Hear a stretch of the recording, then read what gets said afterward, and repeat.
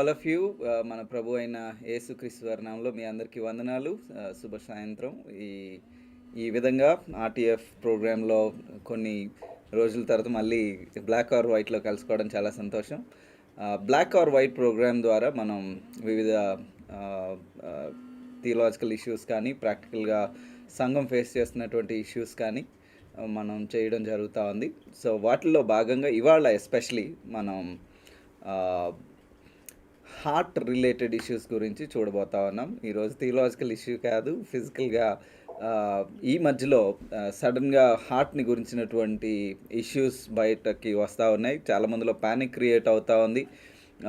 Heart ఇష్యూస్కి అంటే especially heart failure లేదా heart attacks రావడానికి కోవిడ్ రీసెంట్గా వచ్చి వెళ్ళిపోయింది కాబట్టి కోవిడ్కి దీనికి ఏమైనా సంబంధం ఉందా, లేకపోతే మేము కొద్దిమంది డోసెస్ వ్యాక్సిన్స్ తీసుకున్నాము వాటి వలన ఏమైనా జరుగుతుందా అన్నటువంటి అపోహలు లేదా సందేహాలు చాలా మందిలో కదలాడుతూ ఉన్నాయి. ఇలాంటి పరిస్థితిలో మరి అందరూ సమాజం అంతా కూడా ఇబ్బంది పడుతున్నటువంటి ఈ పరిస్థితిలో ప్రస్తుతం దీనిపైన అవేర్నెస్ని తీసుకొస్తే బాగుంటుందని ఒక ఇద్దరు డాక్టర్స్ని మనం పిలవడం జరిగింది. సో వారిద్దరూ కూడా మనకి కొంతవరకు ఈ సిచ్యువేషన్ ఎట్లా అర్థం చేసుకోవాలి, ఒకవేళ హార్ట్ రిలేటెడ్ ఇష్యూస్ కనుక ఉంటే ఎట్లా ఐడెంటిఫై చేయాలి, దాన్ని ఎట్లా ముందుకు తీసుకెళ్ళాలి, ఎట్లా హెల్ప్ తీసుకోవాలి డాక్టర్స్ అనే దాని గురించి మాట్లాడడానికి సహకరిస్తారు. సో వాళ్ళు మొట్టమొదటిగా డాక్టర్ జోహాన్ క్రిస్టఫర్ గారు కేర్ హాస్పిటల్స్లో వారు సీనియర్ డాక్టర్గా కార్డియాలజిస్ట్గా వాళ్ళు వర్క్ చేస్తూ ఉన్నారు. Doctor, good evening. Thank you for giving us your time. Hi, good evening, Timothy. It's great to be here on the channel. And what is important is we truly believe that along with spiritual and mental health, we believe that physical health is a very important part of a Christian's life, because that allows us to not only be comfortable ourselves, but go the extra mile in serving our brothers and sisters.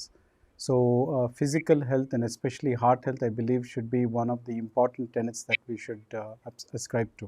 Wow, thank you. In one of the conversations that I had with you, I don't know if you remember, but exactly this is the principle you said. If pastors and Christian leaders and elders, if they really want to do well with ministry, they also need to focus on the physical health. Yeah, that rings in my mind always, and thank you for that. ఇంకొక doctor గారు కూడా మన మధ్యలో ఉన్నారు, doctor Shankar గారు. వారు ఎనస్థిసియాలజిస్ట్. వారు సంగారెడ్డి కేంద్రంగా పనిచేస్తూ ఉన్నారు. అలాగే వారు ఒక చర్చ్లో ఎల్డర్గా కూడా వర్క్ చేస్తూ ఉన్నారు. ఎక్లీషియా ఎవెంజలికల్ ఫెలోషిప్లో వారు ఎల్డర్గా ఉన్నారు. సో వారు కూడా మనకి ఈ విషయాల్లో చర్చించడానికి సహకరిస్తారు. So thank you very much, Dr. Shankar, for taking time. And thank you. Thank you. Yeah, welcome. So, yeah, Dr. Johan, ఈ మధ్య సడన్గా there is a spike in the heart attacks అనేది నానుడి. Is it really true that suddenly the rate of heart failures has increased, or is it just a hype that's going around? What do you say? Yeah, I think it's partly both ways. What has happened after COVID is that there's a huge media spotlight on health, especially, and heart health more specifically. And it is also brought into spotlight the health infrastructure or the lack of it in our country, especially and more so in Telangana and Hyderabad. So there is an acute awareness of people wanting to know what's happening, and the media obviously looks to those directions and sort of puts the spotlight on those issues. As far as I am concerned, in fact, this is something that Dr. Devi Shetty, a very senior and illustrious health leader and cardiac surgeon, ascribes to, that there is nothing called a sudden cardiac death.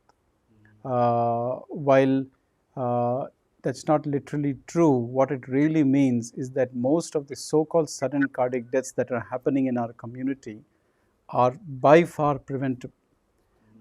And it's just that we have not been paying attention to the details. We have not been paying attention to our fitness. We've not been paying attention to our sugars. We've not been paying attention to the blood pressure uncontrolled. We have not had various accesses during COVID to BP medicines, sugar medicines. We've not been having access to our doctors during that time because of the lockdowns. We have not been taking our thyroid pills properly. We have not been taking our heart failure medication properly due to various reasons. So I ascribe to his view that when you're talking about the sudden deaths that are happening, a great part of it is truly preventable if you had just paid attention to the basics. And since we as a community, as a state, as a country, are not very much interested and focused on our health, we depend a lot on the health caregivers most of the time to tell us what is true and what is not. So during COVID, what has happened, this sudden break in the continuity of care and health has suddenly put us onto the back foot, and add to it our leanings towards Dr. Google has really confused the picture and has led to a lot of our people suddenly stopping medication, suddenly not taking the right doses, and due to our health infrastructure issues, not taking the right doses, and that has put us into a very vulnerable situation, and for by which the sudden deaths have been happening. Plus, we know COVID is a procoagulant state. COVID attacks you, you get a mild attack, but what it leaves behind is a very prothrombotic state or a procoagulant state. And when you have that state, along with the lack of sugar medicines, along with the lack of BP medicines and heart medicines, it comes to a very vicious kind of a result. And that is a result we've been seeing over some time. Wow, wow. Thank you for that reminder.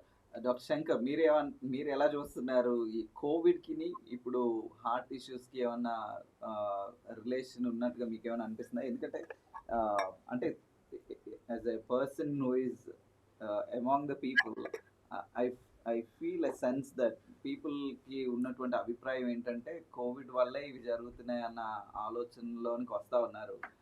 How do you see that? మీరు ఎట్లా చూస్తారు? Right.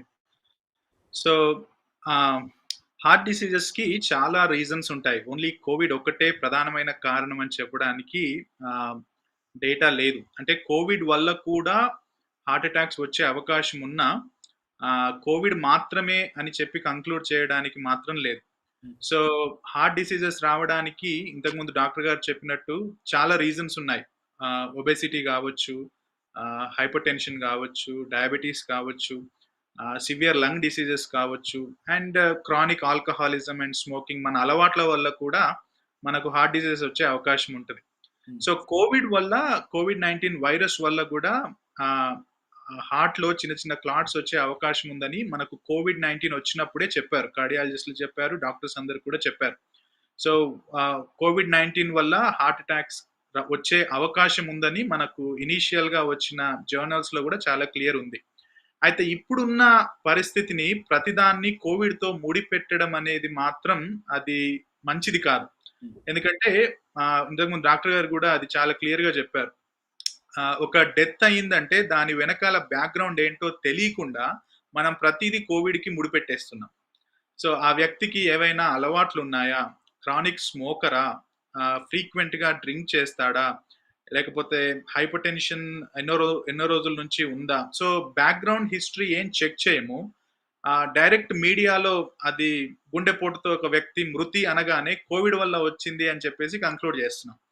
So COVID-19 వల్ల heart attack వచ్చే అవకాశం ఉంది, కానీ COVID-19 వల్ల మాత్రమే హార్ట్ అటాక్స్ రాదు అనేది మనం మొట్టమొదట గుర్తించాల్సిన అంశం.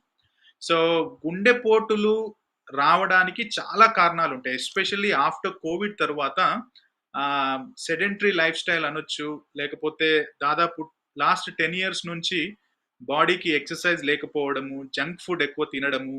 సో చాలా రీజన్స్ ఉన్నాయి. సో వీటిని పక్కన పెట్టి ఓన్లీ కోవిడ్ ని బ్లేమ్ చేయడం అంటే, ఒకవేళ కోవిడ్ నిజంగా బతికుంటే నన్ను ఎందుకు బ్లేమ్ చేస్తున్నారు బాబు అనేదేమో. సో డెత్స్ ఉన్నాయి కంపల్సరీ, కానీ దాని వెనకాల హిస్టరీ అనేది వెరీ ఇంపార్టెంట్. సో కోవిడ్-19 వల్ల హార్ట్ అటాక్స్ వచ్చే అవకాశం ఉంది, కానీ కోవిడ్-19 వల్ల మాత్రమే అని మాత్రం మనం కంక్లూడ్ చేయొద్దు. వావ్! Thank you. డాక్టర్ జోహన్ గారు చెప్పిన దాంట్లో నాకు చాలా ఆహ్, పాజిటివ్‌గా లేదా కొంచెం ధైర్యంగా అనిపించిన విషయం ఏంటంటే, హార్ట్ అటాక్స్ ఏదో సడెన్‌గా వచ్చి ఏదో జరిగిపోయే విషయాలు కాదు. వాటిని ఐడెంటిఫై చేయొచ్చు అన్న ఆలోచన నాకు చాలా ఆశ్చర్యంగా అనిపించింది. ఆహ్, సో, మేబీ మన క్యూరియస్‌గా మనోళ్ళందరూ వినే వీక్షకులు గూడా చాలామంది ఆలోచించేటటువంటి ప్రశ్నలు 2 ముందే తీసేసుకున్నాను. కాబట్టి ఇప్పుడు మనం ఏం చేద్దామంటే, అసలు హార్ట్ ఇష్యూస్ ఏంటి? హార్ట్ రిలేటెడ్‌గా మనకు తెలియాల్సిన ప్రాథమిక విషయాలేంటి?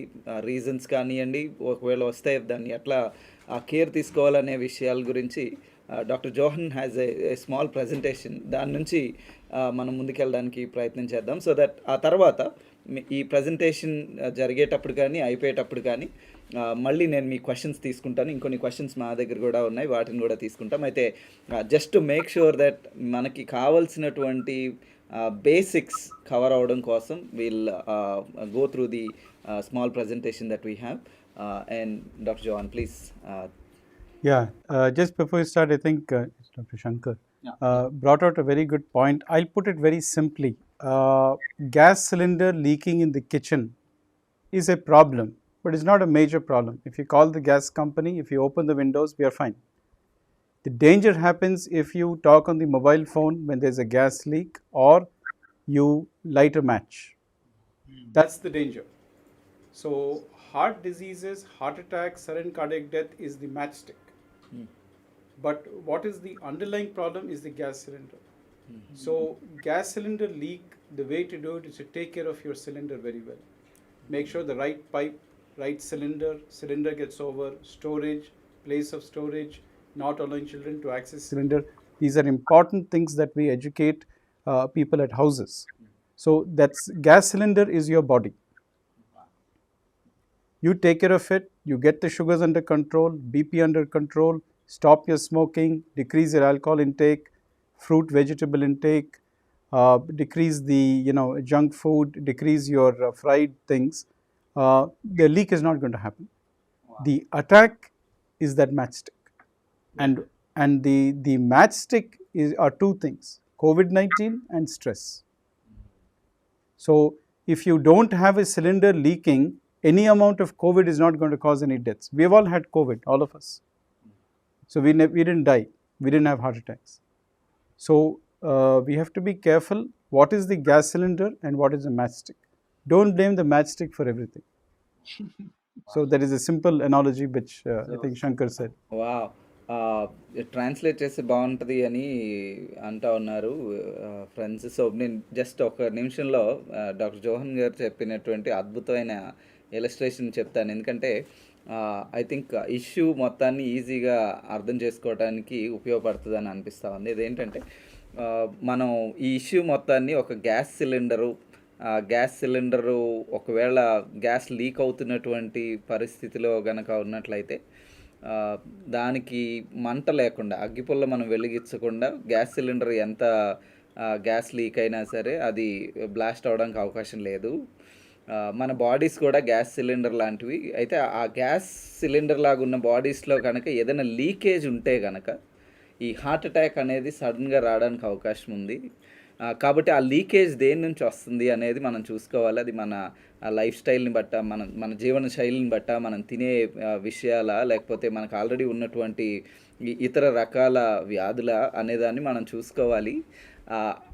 అవి ఉన్నప్పుడు అప్పుడు కోవిడ్ ఇంపాక్ట్ కానీ లేదా స్ట్రెస్ అన్న దాని గురించి చెప్పారు. స్ట్రెస్ని మరి తెలుగులో ఏమంటారో doctor Shankar you should help me. ఒత్తిడి ఎస్. ఒత్తిడి ఈ రెండు లైటర్ లాంటివి. ఒత్తిడిని కోవిడ్ డిసీజ్ లాంటివి, ఇవి లైటర్ లాంటివి. ఒకవేళ ఈ గ్యాస్ సిలిండర్ లీక్ అవ్వకపోతే లైటర్ వెలిగినా కానీ ఏమీ ప్రమాదం ఉండదు. కానీ ఆల్రెడీ ఇక్కడ సిలిండర్ లీక్ అవుతూ ఉన్నట్టుగా మన బాడీ పరిస్థితి ఉంటే కనుక ఈ పరిస్థితులు కోవిడ్ కానీ ఈ ఒత్తిడి కానీ మనల్ని గుండెపోటుకి గురయ్యేలా చేస్తాయి అన్న మాట చెప్తా ఉన్నారు. Thank you so much for that analogy. Doctor Johan also speaks little bit of Telugu. I really enjoy his Telugu. That's why I don't want to do it in front of a big audience, but okay, no problem. But if you can use I'll once in a try. while, I'll please try. do. I'll try. Feel free to do it so Not that structurally educated in Telugu, but anyway. yeah. So we'll just move very quickly, just to give you an idea what we're dealing with. Can we have the slides? Yeah. If I can have control, that's a little better. Yeah. So just it's just something that I talked about in VBS today, Vacation Bible School, to some of our young parents who came with their children. Basically, what is heart disease? What are the things that we should do? How do we prevent, so on and so forth. Next. So we must understand that heart disease is important. It's the number one killer, and it is not only it's a killer, it's a number one killer and affects young people. Next. So this is just a diagram to show you about heart disease. We're not seeing the last one. Let me move it. Breast cancer on one side, and heart disease is the one on the extreme. So if you look at the cancers, you will see that the 5-year death rate is quite low. Breast cancer has the lowest 5-year death. But if you look at heart disease on the extreme, 50% of our patients don't come back. So that is the danger and ferociousness of heart disease, much more than all the cancers. We are so scared of cancer, we want to go to the oncologist, we want to take chemotherapy, we want to do everything so well, we do it so well. But we don't take care of our heart, which is actually more dangerous. So this is just to put in place how heart disease is versus cancer. Next. Next. So I call it a now disease, not a later disease, a now disease. Right now, we must take it like our spiritual health. We must take care of it every day. Service our spirits. Read the Bible. Do your singing. Prayer time. So it requires a constant service if you have to keep the devil away. And heart disease is exactly like that. You want to take care of your heart, it requires now therapy, everyday therapy. Next. And this is just an example of a healthy vessel you're seeing above, where blood is flowing in a very laminar fashion. And this is the blood vessel below, which has a lot of cholesterol there, and it looks like Panjagutta at 8 o'clock in the evening, for those of you who live in Hyderabad. And there is a lot of muck over there, and that is decreasing the supply to the heart. Now, this doesn't cause heart attack by itself. This causes chest pain, this causes breathlessness, this causes tiredness. But again, coming to the gas cylinder and the match, this is the gas cylinder. But what ignites it and causes the explosion and you come to the hospital or sudden death at home is stress, a lot of stress. And the stress could be emotional, it could be a lack of spiritual health, it could be using cigarettes, for example, and it could be because of an irregular diet, not sleeping. We are seeing YouTube, we are seeing all these channels at night. We're not sleeping. God has given us night to sleep. He's created day and night divided just for us to sleep. And why is the night created? If you look into the fundamentals of science, that all our factories open at night. Our factories open, our salt factory, our sugar factory, our cholesterol factory, they open at night. And when they open, you have to be deep sleep. God puts you to sleep, like how He created Eve. First anesthesia, Dr. Shankar is there, he's an anesthetist.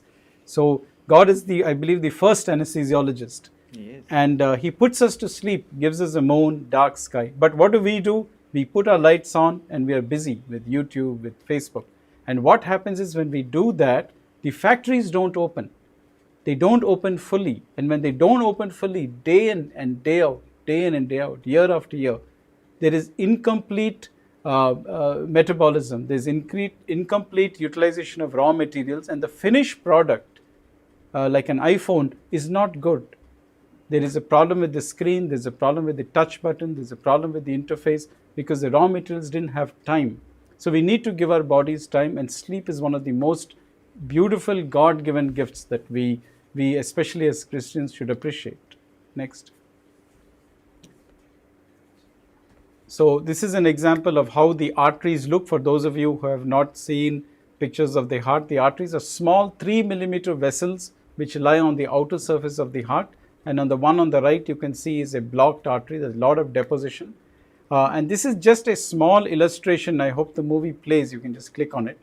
The left and right, two different movies. There's a young person who came to me 3 days before. Yeah, okay. So, and he's a non-smoker. He's actually a vegetarian. Came with severe chest pain and his artery was completely blocked. And then after a 1 hour procedure, we were able to restore the flow in the cath lab. And these are the kind of patients I get. Sometimes they're vegetarians, they're non-smokers. But one of the most important risk factors is they sit the whole day. They are sitting in front of a computer the whole day. Even the Swiggy executive knows this person, and he's, yeah. So this is a beautiful picture of this person's heart, totally closed, totally closed. Can you just show the next picture? There's a lot of clot there, thrombus. This is the fat, this is the cholesterol that you and I consume from eating junk food. And now we will show you the picture after I have opened it. Now it's a beautiful artery open. You can see such a huge artery, God-given huge artery, which we opened after putting a wire and putting a stent.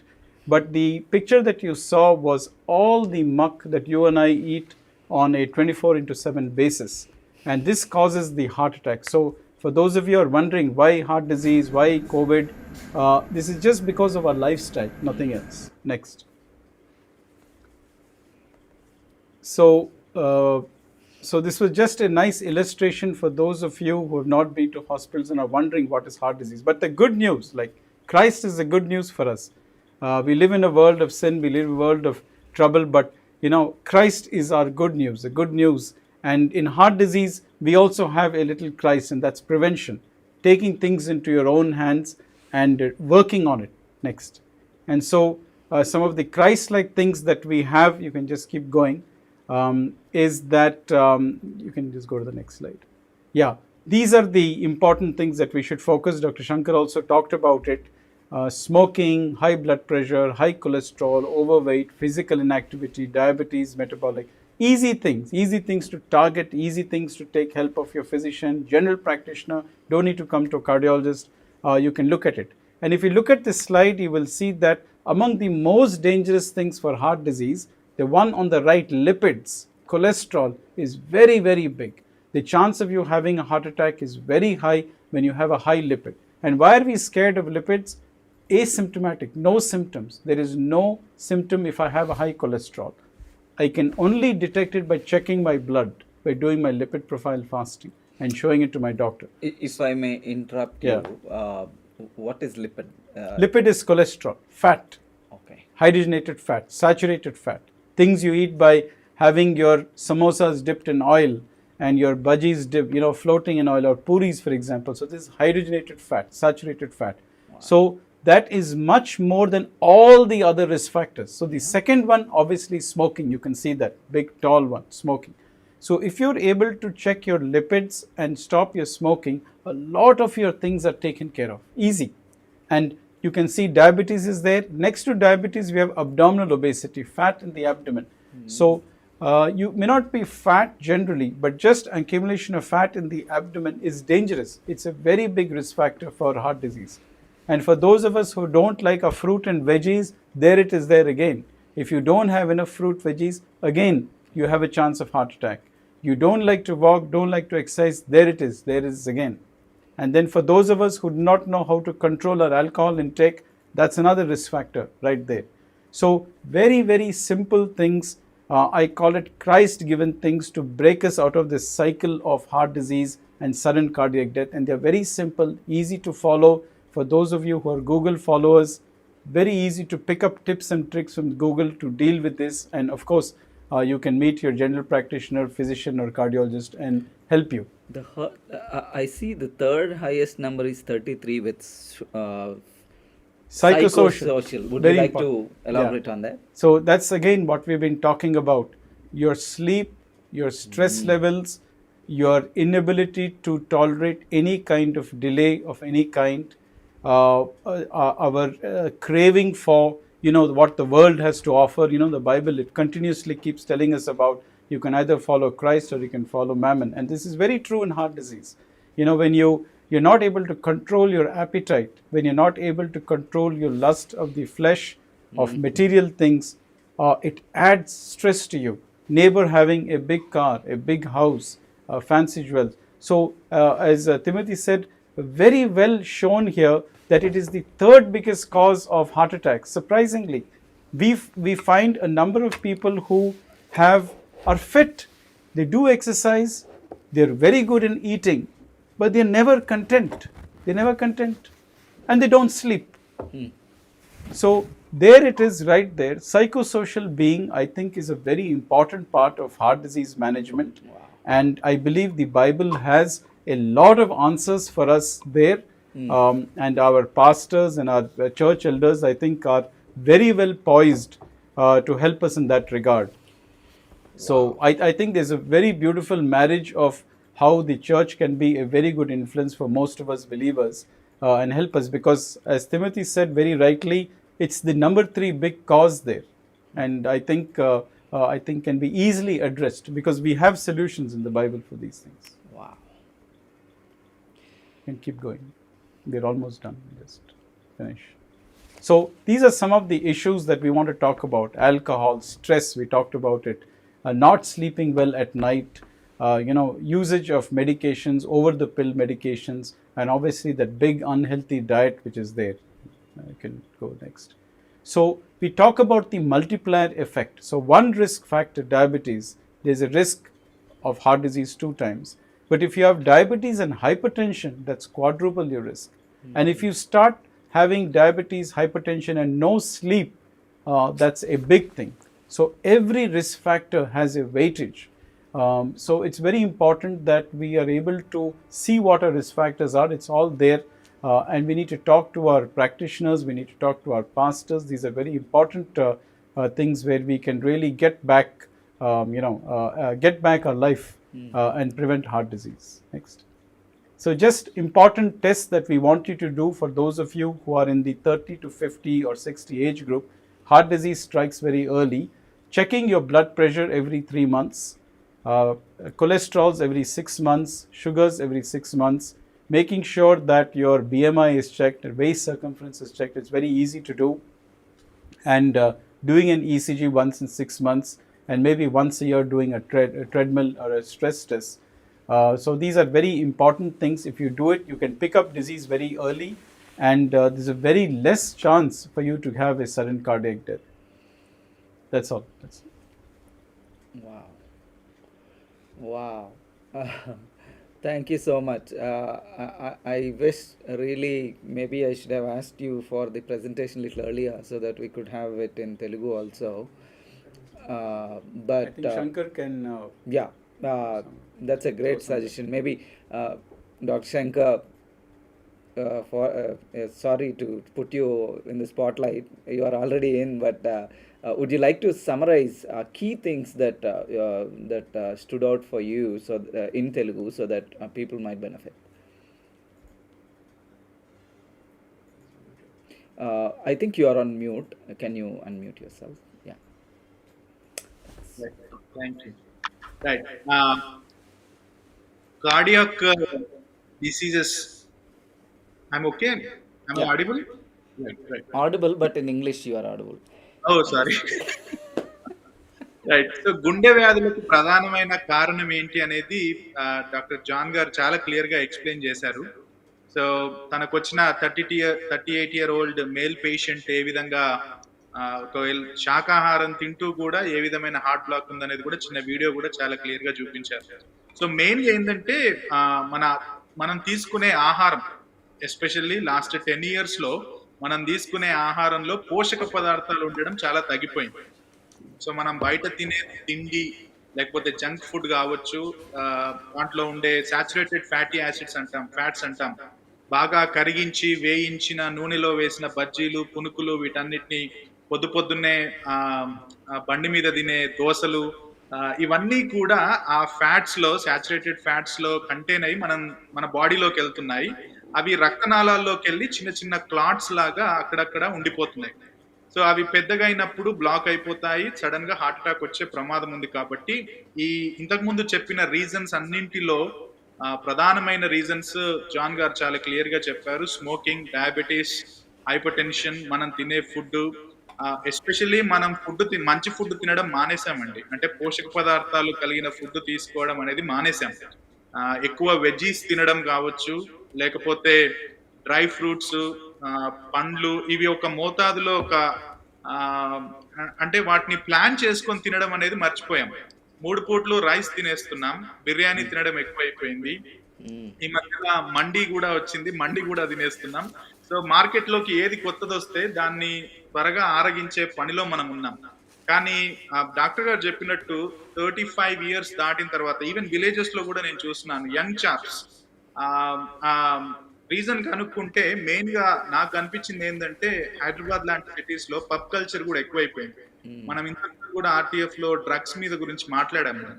So మనకు తెలియకుండానే చాలా మంది drugs తీసుకుంటున్నారు. అది అది వెళ్ళిపోతుంది. So drugs తీసుకోవడం కూడా ఒక రకంగా హార్ట్ అటాక్స్ కి కారణం. సో యంగ్ పీపుల్ చనిపోతున్నారు అంటున్నారు కరెక్టే గానీ దాని వెనకాల మరి ఆ అబ్బాయి డ్రగ్స్ తీసుకుంటున్నాడా అన్న పరీక్ష మనం చేయం. సో డాక్టర్ గారు చెప్పినట్టు మనం మన దేహాలను కాపాడుకోవాల్సిన బాధ్యత మనకుంది. ఎందుకంటే ఐ వాజ్ జస్ట్ సర్చింగ్, నేను చూస్తా ఉండే కొరింథీ సంఘంలో చాలా మంది విశ్వాసులు ప్లేటోనిక్ డ్యూయలిజం ని నమ్మారు. అంటే body is bad, soul is good. So ఆత్మను గురించే మనం పట్టించుకోవాలి, బాడీ మెటీరియల్ కాబట్టి ఇట్స్ అ బ్యాడ్ థింగ్ అని దానికి ఎక్కువగా ప్రాధాన్యత ఇవ్వలేరు, platonic dualism. So I think చాలా మంది క్రైస్తవులు కూడా దాన్ని ప్రాక్టికల్ గా పాటిస్తున్నట్టు నాకు అనిపిస్తుంది. అంటే we talk lot about spiritual things but we neglect our bodies. But మన శరీరాలతో ప్రభువును మనం మహిమపరచాల్సిన అవసరం ఉంది. అందుకే సామెతలు 23:2లో తిండిపోతుతనం గురించి మాట్లాడుతూ, నువ్వు ఎక్కువ తిండి పోతుతనంగా ఉంటే నీ గొంతుకకు కత్తి పెట్టుకో అంటాడు. సో గ్లటనీ అనేది it's a sin from biblical perspective. Bible ప్రకారం తిండిపోతుతనం అనేది పాపం. సో అంటే ఇవి పుల్పిట్ నుంచి కూడా మాట్లాడట్లేరండి. మనం ఎంతసేపు విశ్వాసము లేకపోతే వాటి గురించి మాట్లాడతాం కానీ బాడీలీ డిసిప్లిన్స్ గురించి even pastors are not talking from the pulpit. So John గారు చెప్పినట్టుగా మన అలవాట్లు, మన ఆహారము, వీటన్నిటిని బేరీజు వేసుకొని ఒకవేళ 35-40 వచ్చిందంటే రెగ్యులర్ గా ప్రాక్టీషనర్ ని కలిసి 6 మంత్స్కి ఒకసారి ఈసీజీ చేయించుకోవడం, అవసరమైతే ఒకసారి లిపిడ్ ప్రొఫైల్ చెక్ చేయించుకోవడం, మనం ఆ రిస్క్ ఫ్యాక్టర్ లో ఉన్నామా, ఆ రిస్క్ వచ్చే లైన్ లో మనం ఉన్నామా అనేది జాగ్రత్తలు తీసుకోవాల్సిన అవసరం ఉందని జాన్ గారు చెప్పారు. So yeah, thank you for that summary.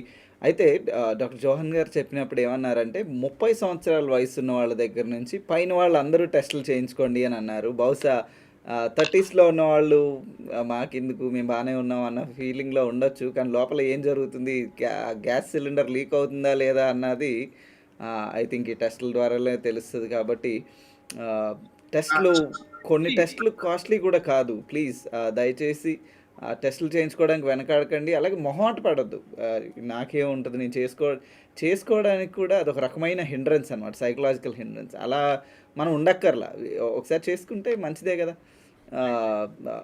అది లేదు అంటే సంతోషమే కదా, ఉంటే తొందరగా మనం దాన్ని గురించి ఆలోచించవచ్చు కదా. సో ఆ మాట, చిన్న మాట చెప్దాం అనిపించింది. అయితే మీరు గమనిస్తూ ఉంటే ఇద్దరు కూడా మంచి డాక్టర్స్ మాత్రమే కాదు, వీళ్ళు మంచి థియాలజీ తెలిసిన వాళ్ళు. కాబట్టి వీళ్ళ నుంచి కొంచెం థియాలజీ బయటికి లాగుదాం. Doctor Johan, you very interestingly kind of alluded at couple of things in your presentation. అంటే మనం క్రిస్టియన్స్గా మనకి ఈ మాటలు ఉన్నాయి కానీ మనం వాటిని చేయట్లేదు అన్న దాని గురించి చెప్తూ వచ్చారు. Theology of body or theology of food గురించి ఏమైనా చెప్పాల్సి వస్తే మీరు కంట్రోల్ ఆఫ్ ఎపటైట్ గురించి మెన్షన్ చేశారు. So maybe would you like to comment on that little bit. ఒకటేమో ఫుడ్ రిలేటెడ్గా, బాడీ రిలేటెడ్గా మనకి ఉన్న బిబ్లికల్ టీచింగ్ గురించి. రెండో aspect maybe if you want me to ask later I can ask. అదేంటంటే బైబిల్లో ఆల్రెడీ ఉన్న ప్రిన్సిపల్స్ ఏవైతే ఉన్నాయో వాటిని పాటించటం వలన you said psychological social issues ఏదైతే ఉందో దాన్ని మనం కంట్రోల్ చేయొచ్చు అన్న స్టేట్మెంట్ మీరు చేశారు. So how does Bible help in the process? So if you look at the feeding at the mount, the feeding of the 5,000, Jesus is very particular that he alone and the disciples shouldn't eat. They were hungry, no doubt. They said, Master, let's move on. We need to eat. We're hungry. There's no doubt about it. But he said, I'm not leaving my flock before feeding them. And you know the beautiful beatitude of the feeding of the 5,000, how it went. And he used a very simple, boy with very simple food, unleavened bread and fish. You know, I believe these are the hallmarks of good eating. Low cholesterol bread, fish which is high in omega acids, is a fulcrum of good heart health. And I think it showed up very beautifully there. And how it was possible to just satisfy your appetite and not fill your stomach, which was the philosophy, that you could feed so many and then you would have it. He similarly did that with Peter later on when he was in the boat approaching the shore, and they got the fish, and he said, I was hungry, and they gave him fish. Fish is a very beautiful illustration of Christianity.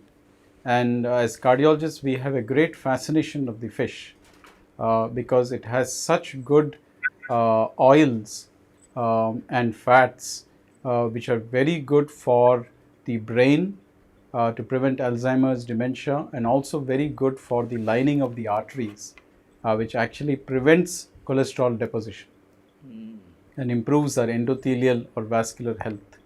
So we believe there's a great learning from the choices Jesus had at that point.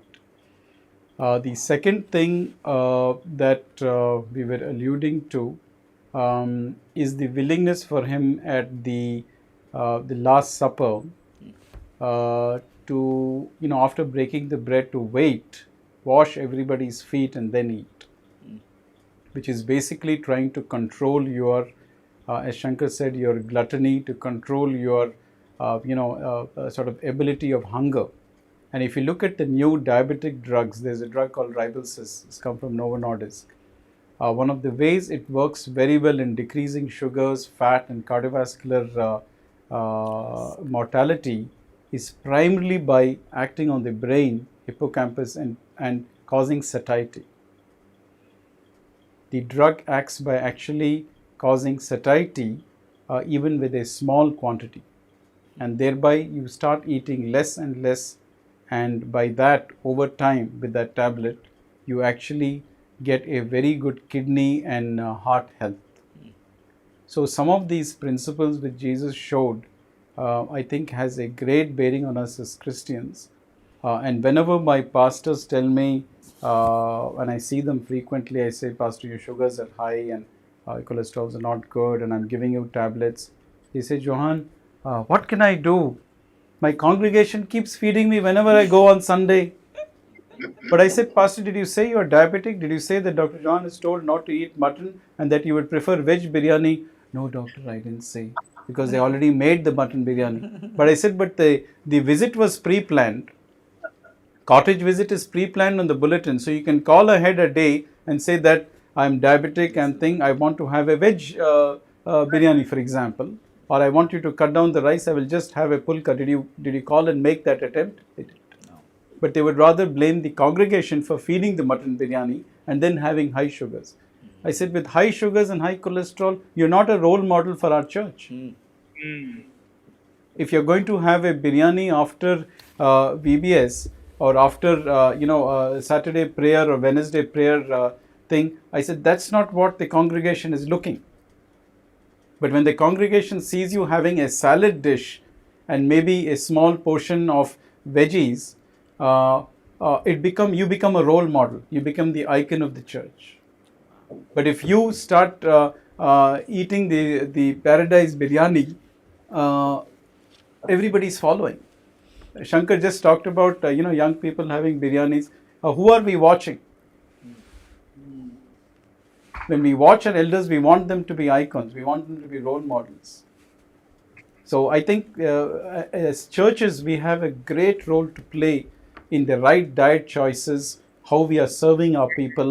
Are we waiting like Jesus till everybody has? Are we willing to share that small amount, or we want to have more and more packets of biryani to be served? So I think as a church we need to answer these questions. That will lead to a very healthy generation downstream. Wow! Wow! Straight ఫార్వర్డ్‌గా వస్తున్నటువంటి ఆలోచన ఏంటంటే, ఆహారం విషయంలో believers కానీ, matured believers, elders, pastors నియంత్రణలోనికి వచ్చి, ఆ విషయంలో కూడా మాదిరిగా ఉండాలి. తద్వారా రాబోయే తరాలకి మీరు మేలు చేసిన వాళ్ళవుతారు. ఒకవేళ ఎక్కడైనా స్పెషల్ కూడికలు, మీటింగ్‌లు ఉంటే గనక అక్కడ కుదిరితే ముందే నేను పలానా ఆహారం తీసుకుంటానని చెప్పడం మంచిది. మీ ఆరోగ్యాలు పాడు చేసుకుంటాం.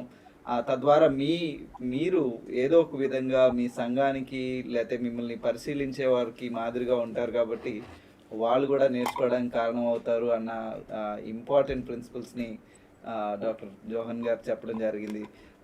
Doctor Shankar, what are your views on theology of body or food that you want to say from the scriptures? Hi. Zone గారు చెప్పిన దాంతో సంపూర్ణంగా ఏకీభవిస్తున్నాను నేను. పాస్టర్స్, నాయకులు వాళ్ళు మాదిరికరంగా ఉండకపోతే, కేవలం ప్రీచింగ్‌లోనే కాదు, వాళ్ళ పర్సనల్ డిసిప్లిన్స్‌లో వారు ఉండకపోతే కాంగ్రిగేషన్ విల్ సఫర్ డెఫినెట్‌లీ. రేపొద్దున కాంగ్రిగేషన్‌లో ఎవరైనా విశ్వాసి ఒబేసిటీతో బాధపడుతున్నాడనుకోండి. ఇప్పుడు ఆల్రెడీ ఒక రకంగా గ్లట్టన్‌గా ఉన్న పాస్టర్ గావచ్చు, గ్లట్టన్‌గా ఉన్న లీడర్ గావచ్చు, how can he help that particular believer in the church? Because he is not a role model to him. So, పాస్టర్లు చెప్పాలంటే, నాయకులు చెప్పాలంటే ముందు వాళ్ళు పాటించాల్సిన అవసరం ఉంది. జాన్ గారు చాలా క్లియర్‌గా చెప్పారు. అది ముందు ఆల్రెడీ ప్లాన్ చేసుకున్నది ఒక మాట చెప్పేస్తే అయిపోతది. సో, క్రైస్తవులు నో చెప్పడం అనేది అలవాటు చేసుకోవాలండి. అంటే పీపుల్ ప్లీజింగ్ యాటిట్యూడ్ నుంచి బయటికి రావాలి. ఇంకోటి, మెయిన్‌గా నాయకులుగా ఉన్నవాళ్ళు మితంగా తినడం అనేది అలవాటు చేసుకోవాలి. ఎందుకంటే పాస్టర్‌గా లేకపోతే క్రైస్తవ పరిచర్యలో ఉన్న ఆయనకు చాలా రకాల పనులుంటాయి. చాలా రకాల ఒత్తిళ్ళుంటాయి. సో, ఆయన ఇంకెక్కువగా తన బాడీని కేర్ తీసుకోవాల్సిన అవసరం ఉంది. ఎందుకంటే he is the shepherd of the church. ఆయన మినిస్ట్రీ చేయాల్సిన అవసరత ఉంది. ఆయన ఆరోగ్యంగా ఉంటేనే దేవుడు ఆయనకు అప్పజెప్పిన బాధ్యతను చక్కగా నిర్వర్తించే అవకాశం ఉంది. సో, ఈ పాస్టర్స్ చాలా మంది, very sad to say that I have seen lot of pastors who are not disciplined in their eating and also taking care of their body. అసలు ఎక్సర్సైజ్ చేయడం మర్చిపోయారు. ఆ రోజుల్లో మనకింత కంఫర్ట్స్ లేవు, వెహికల్స్ లేవు కాబట్టి నడుచుకుంటూ వెళ్ళేవాళ్ళు. మన పని మనం చేసేవాళ్ళం కాబట్టి మనకు తెలియకుండానే బాడీ ఎక్సర్సైజ్ అయ్యేది. కానీ ఇప్పుడు ఎక్కడికి వెళ్ళాల్సొచ్చినా గానీ కంఫర్ట్‌గా ఊబర్ బుక్ చేస్తాం. పర్సనల్ వెహికల్స్ ఉన్నాయి. ఒక దగ్గర కూర్చొని లేవము. సో, బాడీకి అసలు ఎక్సర్సైజ్ లేదు. So, I'm a 40 year old person right now. Still 30 minutes every day morning నాకు విపరీతమైన స్వెట్ వచ్చేంత వరకు ఎక్సర్సైజ్ చేస్తా. ఎందుకంటే అది నా బాడీకి అవసరం, నేను ఆరోగ్యంగా ఉండడం. అదే విధంగా నేను ఎవరి మీదనైతే కాపరిగా పనిచేస్తున్నానో వారికి గూడా నా అవసరం ఉంది. నేను ఆరోగ్యంగా ఉంటేనే వాళ్ళకి పరిచర్య చేయగలను గాబట్టి. సో, డెఫినెట్‌లీ క్రైస్తవులు, ముఖ్యంగా నాయకులు తమ పరిచర్య నిమిత్తం, దేవుని మహిమ నిమిత్తం తమ బాడీస్‌ని చాలా జాగ్రత్తగా కాచుకోవాల్సిన అవసరం ఉంది. ముందే చెప్పాలి, నో అని చెప్పాలి. లేకపోతే అవసరమైతే తినకుండా ఉంటా గూడా పర్వాలేదు. దాంట్లో తప్పేం లేదు గదా! సో, హాస్పిటాలిటీని ఎక్స్‌ట్రీమ్‌కి తీసుకెళ్తున్నారు యాక్చువల్లీ. సో, హాస్పిటాలిటీ మంచిదే. కానీ హాస్పిటాలిటీలో వాడాల్సిన ఫుడ్డు కొన్నిసార్లు మంచిది గాదేమో. The main important crux of hospitality is about spending time, quality time in prayer and talking to one another to encourage one another. దాన్ని పక్కన పెట్టేసి భోజనం మీద దృష్టి పెట్టి ఏది పడితే అది తినడం వల్ల ఇంకో రకంగా ప్రాబ్లమ్ ఏంటంటే అండి, మన హెల్త్, మన బ్యాడ్ చాయిసెస్ వల్ల అఫెక్ట్ అయిన తర్వాత మన కుటుంబానికి భారం అవుతున్నాం మనం. చర్చ్‌కి భారం అవుతున్నాం మనం. ఇప్పుడు చర్చ్ నీకు సపోర్ట్ చేయాలి. Because of your wrong choices ఇప్పుడు church has to support you. ఫైనాన్షియల్‌గా సపోర్ట్ చేయాలి. నువ్వు హాస్పిటల్‌లో ఉంటే ఎవరినో ఒకరిని పెట్టాలి. సో, ఇదంతా it's because of your bad choices. So నువ్వే చాలా ఎఫెక్టివ్గా ఉంటే, నువ్వే మంచి ఆహారం తీసుకొని చాలా గట్టిగా ఉంటే, యంగ్ పీపుల్కి చెప్పడానికి అవకాశం ఉంటుంది. అసలు చెప్పాల్సిన అవసరమే లేదు. నీ నీ people will see you as a role model. And these days మనకు చెప్పేవాళ్ళు ఎక్కువ ఉన్నారు, పాటించే వాళ్ళు తక్కువ ఉన్నారు. అది స్పిరిచువల్ ఆస్పెక్ట్స్లో కావచ్చు, ఫిజికల్ ఆస్పెక్ట్స్లో కావచ్చు. So people are looking for models, role models, not for preachers. మస్తు మాట్లాడొచ్చు, అది కాదు, మనకు లిటరల్గా చేసి చూపించే వాళ్ళు కావాలి. So I think this is very important time, especially for all the pastors and leaders to really take care of their bodies and be an example to the church.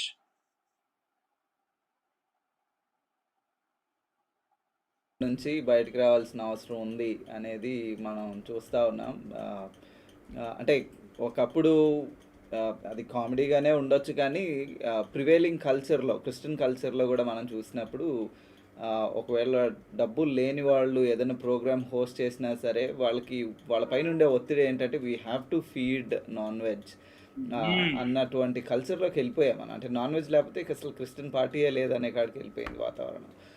బహుశా వాటి నుంచి బయటికి రావడం చాలా అవసరమేమో. ఇప్పుడు ఈ జనరేషన్లో ఇంత పెద్ద హెల్త్ క్రైసిస్ జనరేట్ అవుతున్నటువంటి ఈ పరిస్థితిలో బహుశా చర్చ్ రోల్ మోడల్గా ఉండాలి. చర్చ్ ఉండాలి అని అంటే ఖచ్చితంగా లీడర్స్ ఉండాలి అనే దాని గురించి మనం చూస్తూ ఉన్నాం. లీడర్స్ని బ్లేమ్ చేయడం కానీ, మిమ్మల్ని తగ్గించడం కాదు. మీరు హెల్దీగా ఉండడం వలన మీతో పాటు సంఘం అంతా కూడా బాగుంటుంది. కాబట్టి we really want to see you healthy. అలాగే thank you for stressing on the aspect of being role models with respect to health. ఒక థింగ్, మీరు ఆడియన్స్లో ఎవరైనా doctor Johan garu age guess చేయగలరా? I'm just kidding, but he always amazes me with his physical body structure. అంటే అంత కీన్గా ఎట్లా వెయిట్ని కంట్రోల్లో ఉంచుకుంటున్నారు. I saw so many doctors actually వాళ్ళు కూడా ఓవర్ వెయిట్లో ఉన్నట్టు అట్లా కనిపిస్తూ ఉంటుంది. వాళ్ళు చూసినప్పుడు అరే అని అనిపిస్తుంది. డాక్టర్ జోహన్ని చూడంగానే డాక్టర్ శంకర్ కూడా is in good shape. So వీళ్ళు కొద్దిమందిని చూసినప్పుడు అరే they are really doing and practising what they say to the patients అని అనిపిస్తారు. So the same thing I think even Christian leaders కూడా ఒకవేళ ఈ ఏరియాలో కూడా మంచి ఇన్ఫ్లుయెన్స్గా ఉంటే బాగుంటుంది అని నాకు అనిపిస్తూ ఉంది. అయితే ఇంకొక ఆస్పెక్ట్ని కొంచెం మనం చూద్దాం. I think I don't know if doctor Johan would agree, but మీరు చెప్తా ఉంటే నాకు రెండు కీ ఇష్యూస్ ఉన్నాయి ఈ విషయంలో మనం కేర్ తీసుకోవాల్సింది. ఒకటి ఫుడ్, రెండోది లైఫ్ స్టైల్ అని నాకు అనిపించింది. If there is anything else please add. అయితే what are some of the adjustments that an individual can make in their life style? వాళ్ళ డైలీ లైఫ్లో ఏ చిన్న అడ్జస్ట్మెంట్స్ చేయడం ద్వారా స్ట్రెస్ని తగ్గించుకోవచ్చు, లేదా స్లీప్ని పెంచుకోవచ్చు. ఇలాంటివి అంటే లైఫ్ స్టైల్ రిలేటెడ్గా కీ థింగ్స్ని మీరు ఆల్రెడీ చెప్పారు, కానీ I just want you to remind us just from the point of view of life style, so that అది కొంచెం మైండ్లో ఉండడానికి అవకాశం ఉంటుంది అని అడుగుతా ఉన్నాను. So please. First, I say what Shankar again brought out, his daily routine is a half an hour workout in the morning. I have a similar sort of thing that I do. I do yoga in the morning, and I do that with the early morning sun rays. And the big health benefit that comes from it is vitamin D. So we have understood now why over thousands of years people have looked at the sun, faced the east, and got up early morning. They were called sun worshippers. But we know the deep chemical reason behind that is that those people who got up early and faced the sun lived longer. Those people who, especially in the northern latitudes, Norway, Sweden, where the sun comes for only 3 months, they did a lot of sunbathing. As Indians, we look at it and we find it funny. But over centuries, the people who got up early and faced the sun lived longer. their rates of sudden cardiac deaths were lower, their rates of cancers were lower. So it became a culture in the Western world that when the sun came out, the convertible top, went off, and you had a lot of sunlight. So the early morning sun, I believe, has medicinal properties. And many of my Christian brothers say that, Doctor, are you telling us to worship the sun? No. I believe God has given us the sun for a specific purpose. It's very important to laud the giver and not the gift. For me, sun is just a gift. It is not the giver. The giver obviously is Christ.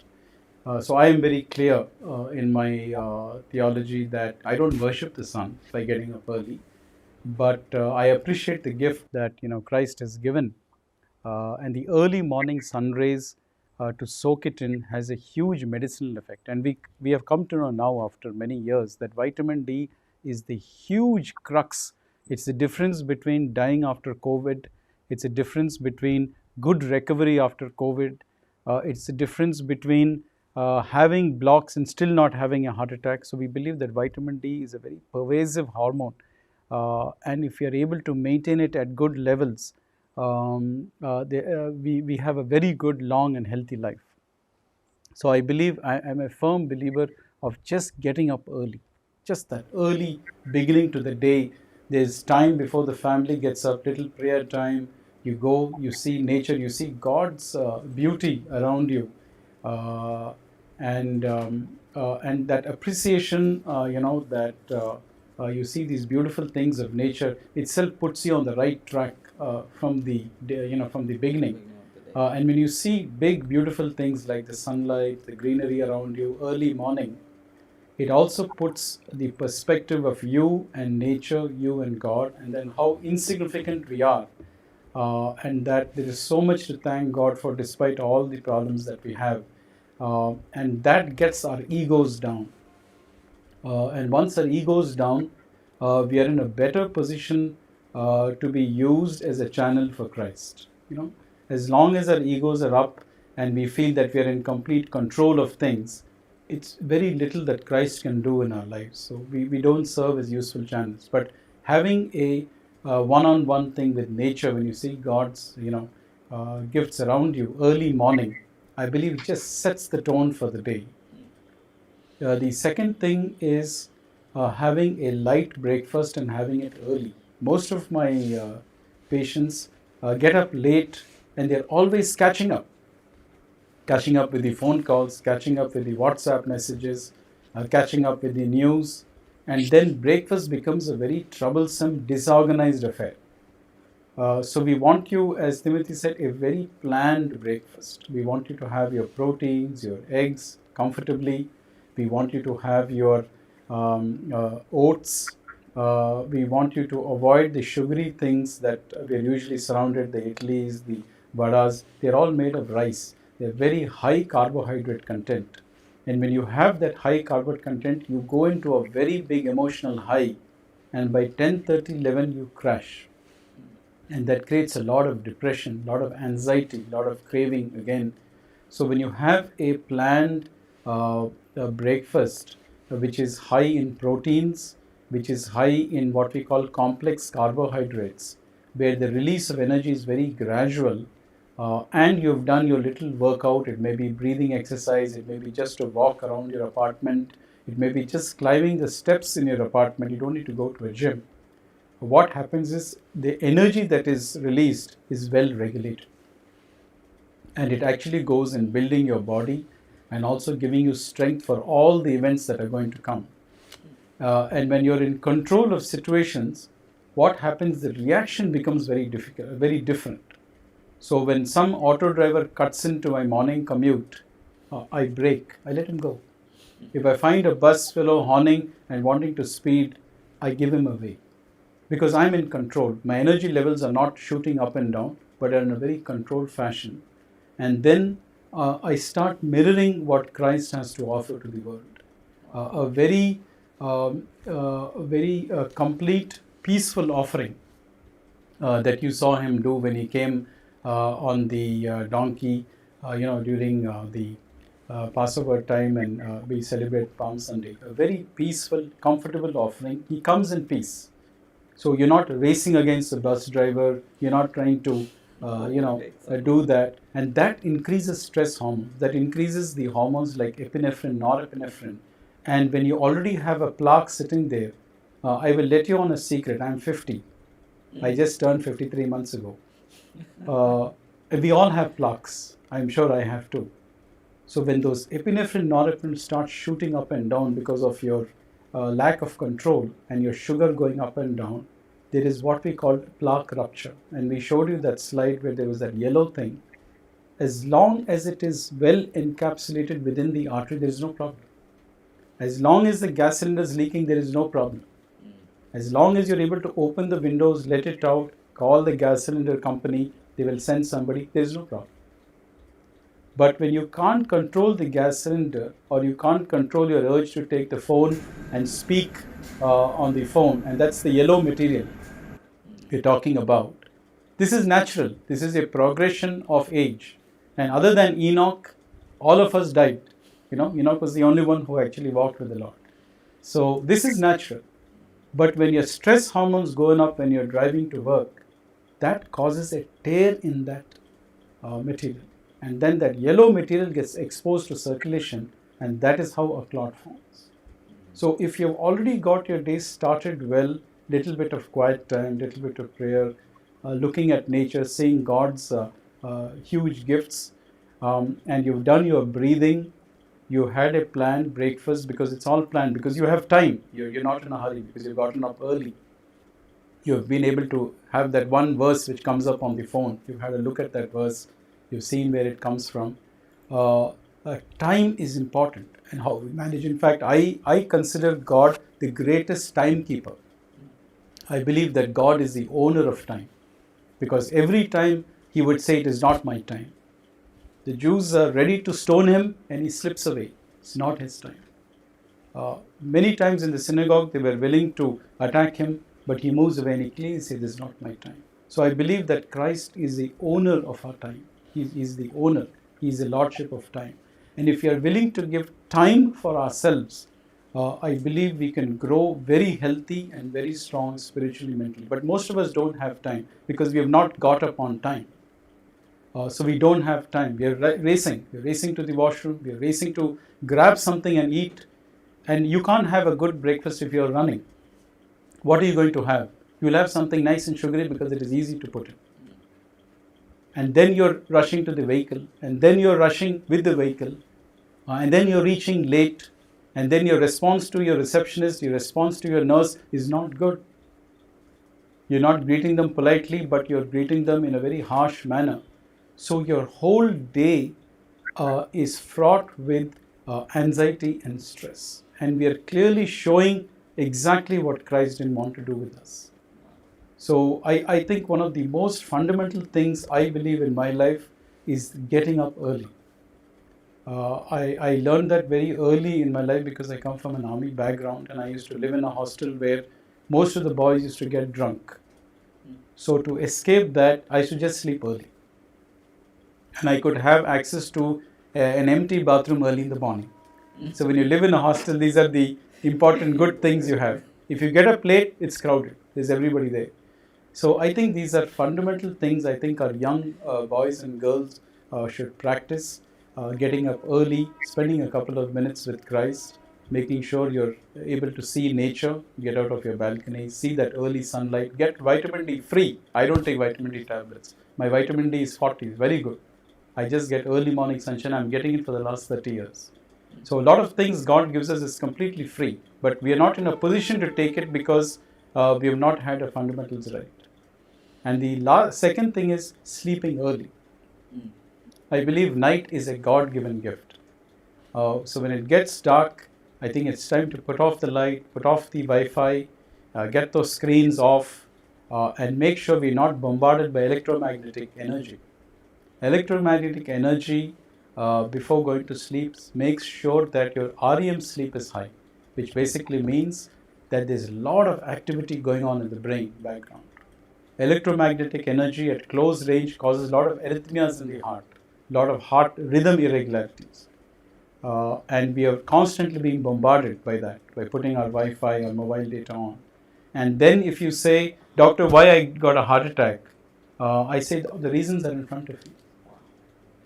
So lifestyle, I think, is very important. Wow. So, did you say uh, the electromagnetic energy, uh, which is emitted due to phones or Wi-Fi or whatever, it also affects our health? Absolutely. Wow. They're huge. It's a cancer. It's cancer producing. There's data from UK where they found that children who lived in a very large electricity farm near London had a 4 times incidence of leukemia and lymphomas. And the government actually shifted that whole town away. In Western country, you can do that because they found that the cancerous was 3 to 4 times. Young children have brains which are still developing. And when you have a developing brain and a lot of electromagnetic energy, there's high risk of brain cancer. In fact, brain cancers have gone up in a big way. And people ask me why. I said, you're giving your phone to your child. Have you put the airline mode on? No. Is mobile data on? Yes. Wi-Fi, small toddler is moving towards the Wi-Fi. That's huge amount of electromagnetic energy in a forming brain. So I think these are the dangers of modern life we need to be careful about. We need to use it, but we need to use it cautiously. Wow. So it's wise to keep our phones away and maybe Wi-Fi is turned off during nights. During night time, I certainly believe that. That's a big challenge. Not vibes, Wi-Fi. I think once we turn off these electronic devices, definitely I think it is also appreciated by the wife side. I'm sure. Absolutely. Or the spouses. I think Christian marriages suffer acutely because of phones and Wi-Fi. Wow. So, and that has a bearing on health again. On health also. Yeah. Stress levels are increased once you. Oh my goodness. Dr. Shankar, you've been waiting for a long time, but please go ahead. I know you would probably we all would agree with what Dr. Johan said, but ఇంకా ఏమైనా ఉన్నాయా you want to add some things to life style changes ఈ చిన్నగా రోజు చేసే వాటిలో నుంచి మనం చేయకూడనివి చేయాల్సినవి చిన్న అడ్జస్ట్మెంట్స్ చేస్తేనే కొన్ని థింగ్స్ని మనం అవాయిడ్ చేయొచ్చు, ఎస్పెషలీ హార్ట్ రిలేటెడ్ ఇష్యూస్ని అవాయిడ్ చేయొచ్చు అని వింటా ఉన్నా. Please tell us what are some of the things that you would do. Maybe ఏం చేస్తున్నారు? ఎక్సర్సైజ్ ఆల్రెడీ మెన్షన్ చేశారు, పొద్దున్న వేయడానికి లేకపోతే రాత్రి తొందర పడుకోవడానికి, ఫోన్ పక్కన పెట్టేయడానికి ఏం చేస్తున్నారు? Same and brother doctor John గారు చెప్పింది చాలా కరెక్ట్. దాన్ని నేను కూడా కొంతవరకు ఫాలో అవుతున్నాను. ఒక పాయింట్ ఫుడ్ గురించే మళ్ళీ వస్తున్నాను. అంటే ఒక పాయింట్ చెప్పాలని ఇష్టపడుతున్నాను. మనకి ఏదైనా డిసీజ్ వచ్చాక హాస్పిటల్స్ కి పెట్టే ఖర్చు దాంట్లో సగమైన డిసీజెస్ రాకముందు రైట్ ఫుడ్ కి పెడితే చాలా ప్రాబ్లమ్ సాల్వ్ అయిపోతుంది. సో మనం ఇప్పుడు రైట్ ఫుడ్ కి ఖర్చు చేయము, కానీ హాస్పిటల్స్ పడ్డ తర్వాత కొన్ని లక్షల రూపాయలు హాస్పిటల్స్ లో మన ట్రీట్మెంట్ కోసం ఖర్చు చేయాల్సి వస్తుంది. సో మార్కెట్ లో రైట్ ఫుడ్స్ ఉన్నాయి. అదేవిధంగా మనకు తెలిసిన మన తల్లిదండ్రుల నుంచి నేర్చుకున్న రైట్ ఫుడ్ అంటే ఏంటి అనేది కూడా చాలా మందికి తెలుసు. మనకు టైం లేదు. అంటే మనం ఒక ఇల్లు కట్టుకోవాలంటే ఏ విధంగా ఏది ఎక్కడ ఉండాలి, బాత్రూమ్ ఎక్కడ ఉండాలి, దానికి టైల్స్ ఏ ఉండాలి అని ఏ విధంగా అయితే రీసెర్చ్ చేసి అన్ని చేస్తామో, మన డైలీ వారి యాక్టివిటీస్ లో ఏ ఫుడ్ తీసుకుంటే మంచిది అని కూడా ఒక ప్లాన్ చేసుకొని డైట్ ప్లాన్ చేసుకోగలిగితే చాలా వ్యాధుల నుంచి మనకు విమోచన దొరుకుతుందని నేను నమ్ముతాను. సో నేను ఫుడ్ మార్నింగ్ టైంలో నా ఫుడ్ అంతా నా భార్య మీద ఆధారపడి ఉంటుంది. So she is my chef అన్నమాట. సో డ్రై ఫ్రూట్స్ తింటాను, కొన్నిసార్లు రాగి దోశ వేస్తుంది. ఈ మధ్యలో జొన్న దోశ కూడా స్టార్ట్ చేశాము. సో మిల్లెట్స్ ఎక్కువగా వాడడం జరుగుతుంది. మిల్లెట్స్ ని ఒక పూట రైస్ తీసుకుంటాను, అది కూడా పోర్షన్ కంట్రోల్. మనం రైస్ మొత్తానికి తినొద్దని నేను చెప్పను, కానీ పోర్షన్ కంట్రోల్ అనేది చాలా ఇంపార్టెంట్. సో రైస్ లో ఎక్కువగా వెజ్ కర్రీస్, అంటే రైస్ ఎంత మోతాదులో తీసుకుంటామో దానికంటే డబుల్ కర్రీ ఉండాలి. సో మనం ఉల్టా తింటాం అనమాట. సో అట్లా కాకుండా, నా పాయింట్ ఏంటంటే we have to B intentional in our eating. ఏం తింటున్నాం, మన కడుపులోకి మనం ఏం పంపిస్తున్నాం అన్న సెన్సిటివిటీ మనకుంటే డెఫినెట్ గా మన హెల్త్ బాగుంటది. అందుకే తీసుకునే ఫుడ్ ఎంత వరకు మంచిది అన్న జ్ఞానంతో గనక మనం మసలగలిగితే చాలా వ్యాధులు మన నుంచి దూరం అవుతాయి. అది first point. Second thing, psycho social లో ఆల్రెడీ జాన్ గారు చాలా విషయాలు మాట్లాడారు కాబట్టి రెండో విషయం నేను చెప్పదలుచుకున్నాను ఏంటంటే, ఆ ఫోన్స్ గురించి లేకపోతే సోషల్ మీడియా గురించి వచ్చింది కాబట్టి ఆ ప్రస్తావన నేను చేయదలుచుకున్నాను. ఈవెన్ క్రిస్టియన్స్ కూడా వాళ్ళ సంతృప్తిని సోషల్ మీడియాలో వెతుక్కునే ప్రయత్నం చేస్తున్నారు. ఇప్పుడు యూట్యూబ్ వచ్చింది, ఫేస్‌బుక్ వచ్చింది, వాట్సాప్, తర్వాత టిక్‌టాక్ చాలా వచ్చాయి. వాటిలో ఏదో ఒకటి పోస్ట్ చేయడం, పోస్ట్ చేసిన తర్వాత లైక్స్ రాకపోవడం, లేకపోతే దాన్ని ఎవ్వరు కామెంట్ చేయకపోవడం, అదొక రకమైన స్ట్రెస్ తీసుకుంటున్నారు ప్రజలు. క్రిస్టియన్స్ కూడా తీసుకునే ఉంటారు. డెఫినిట్‌గా, ఎందుకంటే we still struggle with presence of sin కాబట్టి. So we want to seek that sufficiency from social media and appreciation from people. మనల్ని కామెంట్ ఎవరైనా చేస్తే మీరు బాగున్నారు, ఫోటో బాగుంది అనుకుంటే మనకు అదొక రకమైన సంతృప్తి ఉంది. ఏం కామెంట్స్ లేకపోతే అబ్బా ఏదో కోల్పోయాం, నన్నెవరు పట్టించుకోవట్లేదు అన్న ఒక ఆత్మన్యూనత భావం అనేది పెరిగిపోతుంది. సో నేనేం చెప్పాలనుకుంటున్నానంటే, పాల్ రిపీటెడ్ గా చెప్తాడు కదా, our sufficiency is in Christ. Actually salvation యొక్క బిగ్ పిక్చర్ అర్థమవుతే మనం ప్రపంచంలో, లోకంలో ఉన్న దేనిలో కూడా మన సంతృప్తిని పొందుకోవాలని ప్రయత్నించింది. What Jesus has done on the cross and the effects of salvation correct అర్థం కావట్లేదు చాలా మంది క్రైస్తవులకు. కాబట్టే ఈ ప్రజల నుంచి, సోషల్ మీడియా నుంచి, లేకపోతే ఫ్యామిలీ మెంబర్స్ నుంచి మనం we want that attention and appreciation. So I think క్రైస్తవుల్లో మరియు మిగతా ప్రజల్లో ఒక మానసిక ఒత్తిడికి కారణం ఏంటంటే because of this social media. Social media platforms ని సరిగ్గా యూజ్ చేసుకోవడం తెలియకపోవడం. మొత్తానికి సోషల్ మీడియా బ్యాడ్ అని నేను చెప్పట్లేదు, కానీ రైట్ వేలో యూజ్ చేయడం అనేది చేయలేకపోతున్నారు. లేట్ నైట్స్ కొన్నిసార్లు నేను కూడా చూస్తాను. I'm not lying here. Even మధ్యలో జనవరి నుంచి మార్చ్ వరకు that was one of my discipline అన్నమాట. After 10 o'clock no phone, no wifi. So తర్వాత ఈ మధ్యలో మళ్ళీ స్టార్ట్ అయింది. బట్ పాయింట్ ఏంటంటే we have to be strict to our self. మనకు మనం చాలా స్ట్రిక్ట్ గా ఉండడం నేర్చుకోవాలి. సో కొన్ని రాడికల్ డెసిషన్స్ తీసుకోకుండా, నేను ఫేస్బుక్ లో కొద్దిసేపు ఎక్కువ టైం గడుపుతున్నట్టు అనిపించింది, so I remove Facebook app. So అంటే అటువంటి కొన్ని డెసిషన్స్ నువ్వు తీసుకోకపోతే, డిసిప్లిన్ చేసుకోకపోతే, ఈ చిన్న చిన్న చేంజెస్ ఇవి, కానీ వాటిలో నువ్వు చాలా స్థిరంగా చేసుకోకపోతే డెఫినెట్ గా you will lose that peace of God in your life. So అది లేకపోతే గానే ఉంటుంది పొద్దున. నువ్వు ఎవరు పట్టించుకుంటున్నారు, ఎవరు పట్టించుకోవట్లేదు, and you don't concentrate on the things what you are suppose to do. కొన్నిసార్లు నా కూతురు అంటా ఉంటది, నాన్న listen to me when I'm talking your on the phone అంటది. So I say that I repent of my sin and I say that I'm sorry అని చెప్పేసి పెట్టేస్తాను.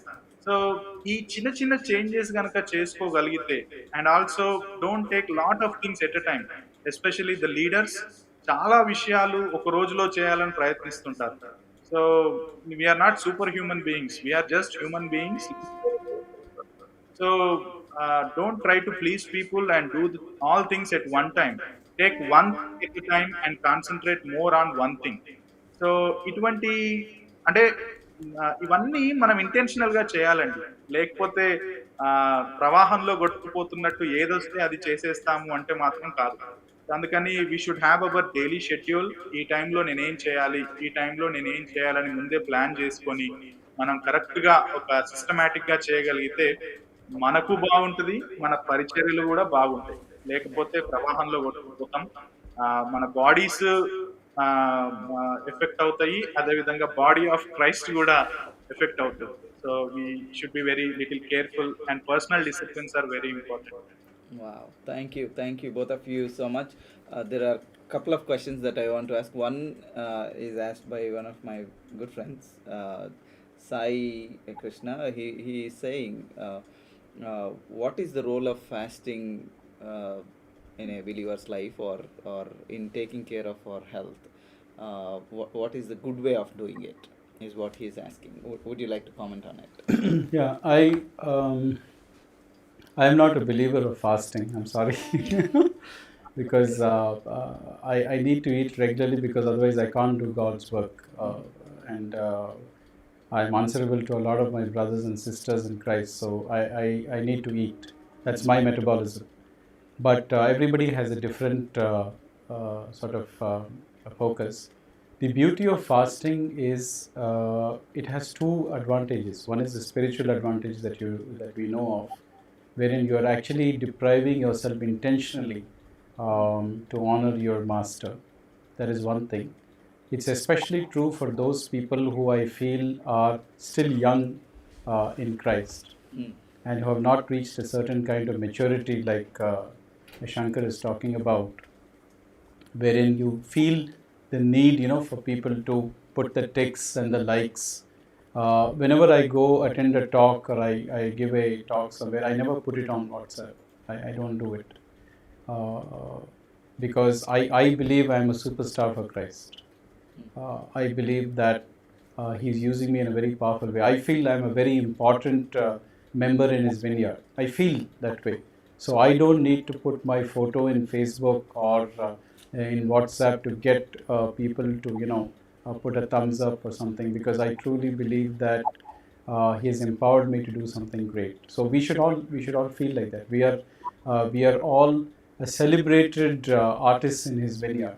His vineyard is our playground, and He has opened the doors for the vineyard for us to come, because of and He has skilled us, given us the opportunity. So I feel, I tell my children also, sometimes they laugh. I say that I'm a celebrity of Christ. I don't need XYZ to comment on my shirt color or my hair color or whatever it is. I don't require that. So we should all feel that we are superstars for Christ straight away, because that's a calling we have come, and He's going to empower you. The second thing is, fasting has medicinal value, especially for people who cannot control their appetite, like Shankar has said. So it gives an opportunity for the body to detox. Especially if you're not in the right diet, consuming too much of carbohydrate, consuming too much of meat. So once a week fasting, I tell my patients not to fast, but to go on a complete liquid diet once a week, and that causes a lot of detox in the body. It allows my bacteria to work well. It allows my metabolic systems to get unplugged. It's like in the West, if you go, the public transport doesn't work on Sunday. I used to get a bus in Boston every 3 hours, while in the weekdays I get it every 15 minutes. Now, what Boston is trying to tell you is that stay at home, do something, be with nature, don't keep crowding the streets. You save a lot of fuel, you save a lot of pollution. So we need to detox our bodies the same way. But my concept is that if you're already a disciplined person, there is no need to fast. There's no need. If you're already disciplined, if you're already taking your meals at the right time, if you're having the right thing, there is no need to fast at all. So it all depends on which level of Christian maturity or whatever you're in. So one size doesn't fit all. I'm very clear about that. But of course, there is this benefit. And how are you going to do? Are you going to do complete fast? Are you going to do liquid fast? Are you going to do only vegetarian fast? That is up to you and how you're going to. But whatever you choose, it has to be done in a cyclical fashion for it to work. So if I'm going to say on Saturday, I'm not going to have any non-veg, I need to do that every Saturday. Then my body gets trained. If I do it one Saturday and then go to have biryani with my friends on the next Saturday, it's not. So whatever we adopt, we have to do it in a cycle and establish a rhythm. Because if you look at nature, which is God's gift for us, is in a rhythm. God's presence is a rhythm. The spring, the summer, the autumn, it all comes in a pattern. It comes as a rhythm. So we need to be part of God's rhythm. So whatever you choose, you need to be comfortable with it and do it continuously. You can't read the Bible for 2 hours one day and then don't look at it for the rest of the week. I rather see the Bible for even 2 minutes every day and do it day after day. So whatever we adopt, it depends on our work, it depends on our time.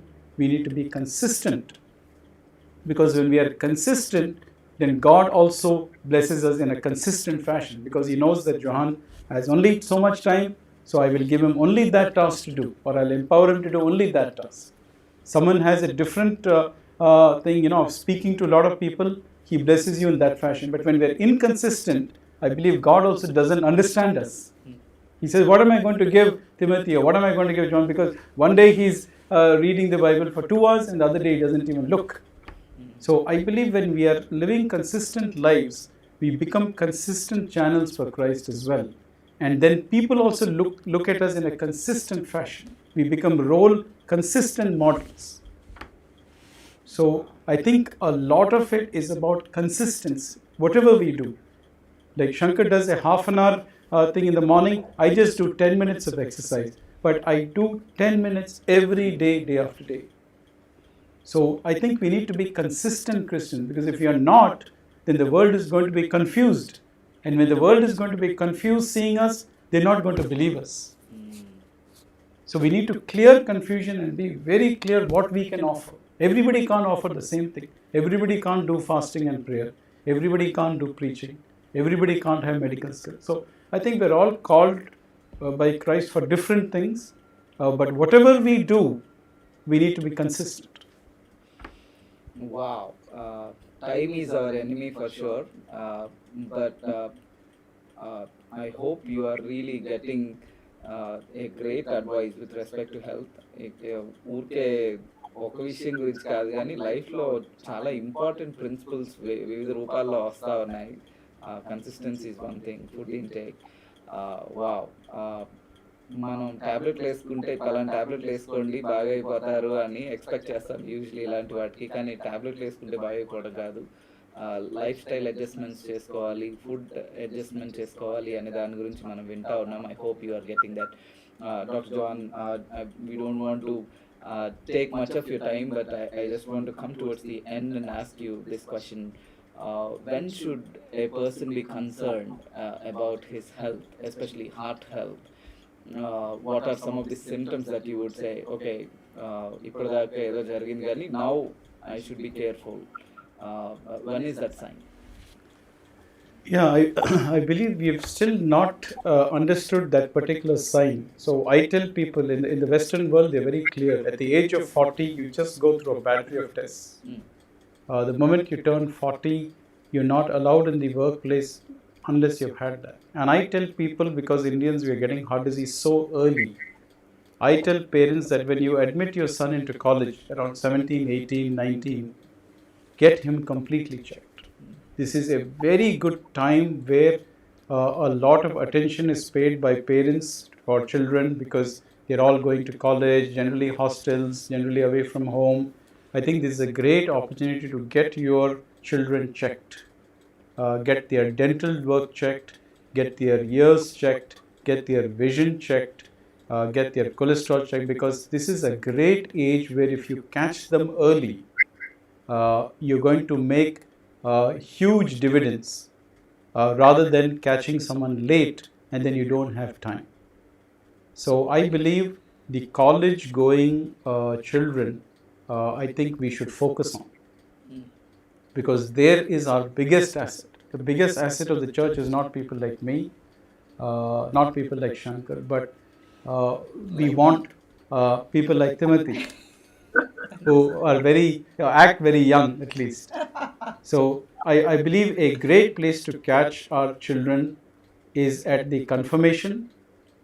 Generally in our churches we have it around 15 to 17 or 18. So when you're doing confirmation classes, I told the pastor, I said, I'm willing to come and do a physical check also. It's a great time to get them spiritually checked, mentally checked, have a career counselor talk to them during confirmation classes, and have a medical check. Because we have realized that in India, disease starts very early.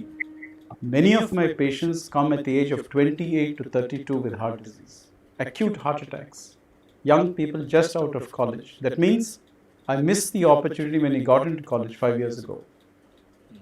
So I believe the best time to check is not 40, 45. In India, it's college going. Because if you catch them at that time and get the lifestyle which Shankar has also talked to you about, whether it's the getting up, whether it's the diet, whether it's the sleep, you have a lot of years to play to prevent them from taking tablets. I don't believe in tablets. I'm a cardiologist. I believe in lifestyle. I always tell people. I said, I'm giving you tablets because I won't get my salary and because I need to give you something. But these are all cosmetic. Yeah. These are like going to a plastic surgeon and getting rid of some belly fat or getting a, tuck in. Tablets, angioplasties and surgeries, I believe is only cosmetic. The true disease modifiers is your brain and your heart, your spirit. Yeah. And if you're in line, and I always believe that Christ was not only, he's obviously our God, but he was a great role model. If you see the tracks that he made covering areas around Judah and Samaria, I believe he was even a great athlete. So I think he was a wonderful model for us, both for diet, for lifestyle, for principles, for even physical activity. I think he was a great role model, and we just need to look at him.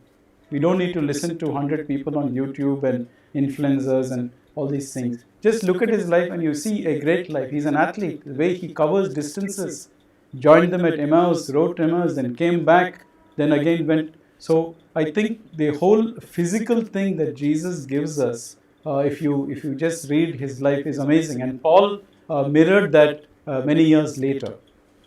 If you look at his journey, some harsh journeys, shipwrecked, getting bit by a snake, getting into an island, and then facing people, then moving to Rome. There's a lot of journey.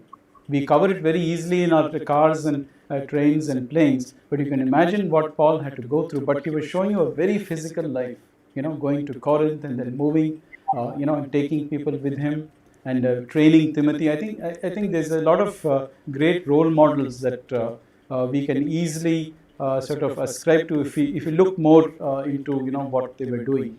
Wow. Yes, absolutely. But still, my mind is itching on one thing. That is, some people do say that they have some pain in the left side, left hand, or something like that. I'm asking for people who are already in trouble, who probably had bad choices, made bad choices, and they have not maintained whatever we have already said. They are in trouble, but they don't know that they are in trouble. Their cylinders are leaking, but they do not know that they are leaking. So, I think what is important is don't Google your problems away.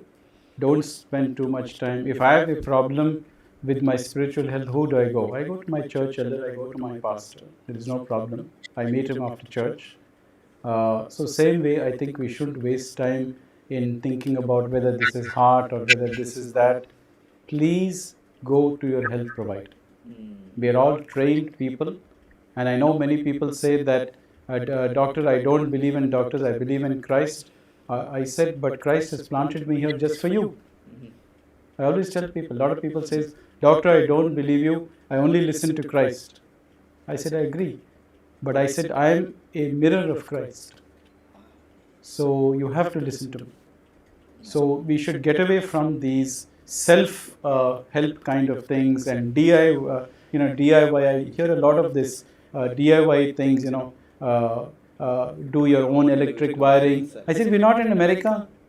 We're in India where there's so much of human resource available. Use them, give that little money to them, let them do. Why you want to do DIY and burn your finger and get a short circuit? Don't do DIYs. Come to the physician. You don't have to go to a cardiologist. Go to a general physician. Please stop, doing all these DIY things about this pain and that pain. If you have anything, come. We are ready to help you. DIY and do it yourself. Yeah. So DIY, I don't believe. I don't believe there's a DIY. If there was DIY, Christ wouldn't be here. We are not DIY people. Yeah. So Christ had no reason to come if we were so-called DIY experts. Wow. So we are sinking. Put your hand. He's willing to hold. Show us your symptom. We'll deal with it, because heart disease is very complex. 50% of my patients have shoulder issues, and they've been advised angiograms, and they come to me for angiogram. I just touch them and turn the shoulder, and there is pain. I give them physiotherapy, gel, tablet, and 1 week back they say thank you. They come to me for angiograms. They come to me with abnormal treadmills. I said, no, that's not the cause of pain. Your pain is the cause of shoulder. So don't do any self-help things or DIYs. Come to us, we are willing to. All of us are not bad people. All of us are not commercial people. We don't do angios unnecessarily. I don't. More than 50% of my patients I don't do. So I think that's important. I think towards the end you did say some things that concern people, but yeah, మన కల్చర్లో ఉన్న ఇంకొక bad thing ఏంటంటే అది ముదిరే వరకు, అది మనం భరించలేనంత వరకు దాన్ని సాగదీయడం లాగా అనిపిస్తుంది. అంటే అది హాస్పిటల్కి వెళ్తే డబ్బులు అవుతాయి, లేకపోతే హాస్పిటల్కి వెళ్తే ఏదో ఏదో చెప్తారు, వాళ్ళు ఇంజెక్షన్ చేస్తారు, టెస్టులు అంటారు, ఎందుకు వచ్చిందిలే అని ఒక ఆలోచన అయితే. ఇంకో ఆలోచన ఏంటంటే నేను వేరే వాళ్ళకి భారంగా ఉండకూడదు, ఫ్యామిలీ భారంగా ఉండకూడదు, సో లెట్ మీ ఎండ్యూర్. నేను ఎంత ఎండ్యూర్ చేయగలిగితే అంత ఎండ్యూర్ చేసిన తర్వాత నేను చేయలేని పక్షంలో అప్పుడు హాస్పిటల్కి వెళ్తాను అన్నటువంటి ఆలోచనలో కొద్దిమంది ఉన్నట్లుగా అనిపిస్తుంది. అది వినడానికి బాగానే ఉంది, కానీ డెఫినెట్లీ అలాంటి పరిస్థితులు బహుశా ఫ్యామిలీని ఇంకా ఎక్కువ డేంజర్లో పడేస్తాయి. కాబట్టి ద ఎర్లియర్ ద బెటర్. ఎంత తొందరగా మీకు తేడాగా ఉంది అని మీకు అనిపిస్తే వెంటనే డాక్టర్స్ హెల్ప్ తీసుకోవడానికి వెనకాడొద్దు. మన మైండ్లో ఉన్న మన థింకింగ్, మనం ఏర్పాటు చేసుకున్న ప్రిన్సిపల్స్ని పెట్టుకొని మనం డాక్టర్స్ హెల్ప్ తీసుకోకపోవడం అంత మంచిది కాదు. డాక్టర్స్ హెల్ప్ తీసుకోవడానికి మనం ప్రయత్నం చేద్దాం, అదే ఇక్కడ చెప్తా ఉన్నారు. సో టైం అయిపోతా ఉంది కాబట్టి we will just conclude. Sorry for the delay in start, but I think we could cover some of the important essential things. చాలా ప్రాముఖ్యమైన విషయాల్ని కవర్ చేసాం. ఒకవేళ మీరు మధ్యలో జాయిన్ అయిన తర్వాత చూస్తూ ఉన్న, please don't miss this video. నేను కుదిరితే దీన్ని మనిషికి ఇవ్వడానికి ట్రై చేస్తాను, కానీ please do forward this content to others. I feel a lot of value is being added here. So thank you both of you doctors for your time. We'll go into the concluding remarks. Dr. Shankar, in a minute or two, please conclude the session with your remarks. Maybe you can say whatever is on your heart, and then I'll also allow Dr. Johan to have his concluding remarks. Yeah, I just want to read. I mean, ఒక 8 వచనాలు చదవాలనుకుంటున్నాను. I want to conclude with the word Philippians chapter 4. Paul ending, actually జైల్లో ఉండి రాస్తున్నాడు ఈ ఉత్తరం. 3 అధ్యాయాల తర్వాత 4th అధ్యాయం స్టార్టింగ్ లో, నా ఆనందం నా కిరీటమై ఉన్న ప్రియులారా, ప్రభువునందు స్థిరులై ఉండడి, ఏక మనస్సు గలవారై ఉండండి, నాతో ప్రయాసపడ్డారు వాళ్లకు సహాయం చేయండి అని చెప్తూ 4th వచనంలో ఎల్లప్పుడూ ప్రభువునందు ఆనందించుడి, మరలా చెప్పుదును ఆనందించుడి అన్న మాట చెప్తూ ప్రభు సమీపంగా ఉన్నాడు. 6వ వచనం, దేని గురించి చింతపడకండి, ప్రతి విషయంలో ప్రార్థన విజ్ఞాపనల చేత కృతజ్ఞతాపూర్వకంగా మీ విన్నపాలు దేవునికి తెలియజేయుడి, అప్పుడు సమస్త జ్ఞానానికి మించిన దేవుని సమాధానం యేసుక్రీస్తు వలన మీ హృదయములకు మీ తలంపులకు కావలియుండును. అండ్ 8th verse అది స్పిరిచువల్ ఇష్యూస్ కి మాట్లాడుతున్నాడు, బట్ ఐ థింక్ మన పర్సనల్ కూడా మనం అప్లై చేసుకోవచ్చు. మెట్టుకు సహోదరులారా, ఏ యోగ్యత అయినను మెప్పైనను ఉండిన ఎడల, ఏవి సత్యమైనవో, ఏవి మాన్యమైనవో, ఏవి న్యాయమైనవో, ఏవి పవిత్రమైనవో, ఏవి రమ్యమైనవో, ఏవి ఖ్యాతి గలవో, వాటి మీద ధ్యానముంచుకొనుడి.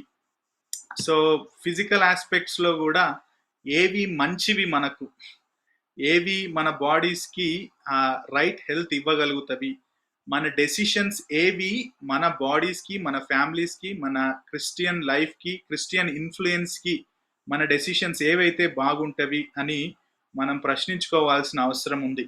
సో పౌలు చెప్పినట్టుగా ఏవి మనకు అవసరమో వాటిని మనం పాటిస్తూ మన జీవితాన్ని, ఎప్పుడు చనిపోతామో తెలియదు, అన్ని జాగ్రత్తలు తీసుకున్నా మనం చనిపోయే అవకాశం ఉంది. ఎందుకంటే we cannot live eternally, especially before coming of Christ. Okay, so మనం చస్తామన్న సంగతి కరెక్టే కానీ మన బ్యాడ్ చాయిసెస్ వల్ల ఎర్లీగా చావకుండా చూసుకునే బాధ్యత మన మీద ఉంది. కాబట్టి ఇప్పటి వరకు బ్రదర్ జాన్ గారు చెప్పిన చాలా విషయాలు యాజ్ ఎ కార్డియాలజిస్ట్ చాలా చక్కగా కూలంకషంగా అన్ని ఆస్పెక్ట్స్ని ఆయన కవర్ చేశారు. కాబట్టి ఏవి దాంట్లో ఇంపార్టెంటో మనం గుర్తించాం కాబట్టి వాటిని మన లైఫ్లో అప్లై చేసుకొని దేవుని కోసం పౌరుషంగా బ్రతుకుదాం. దేవుని కోసం మనం చావడానికి కూడా సిద్ధపడదాం. Thank you.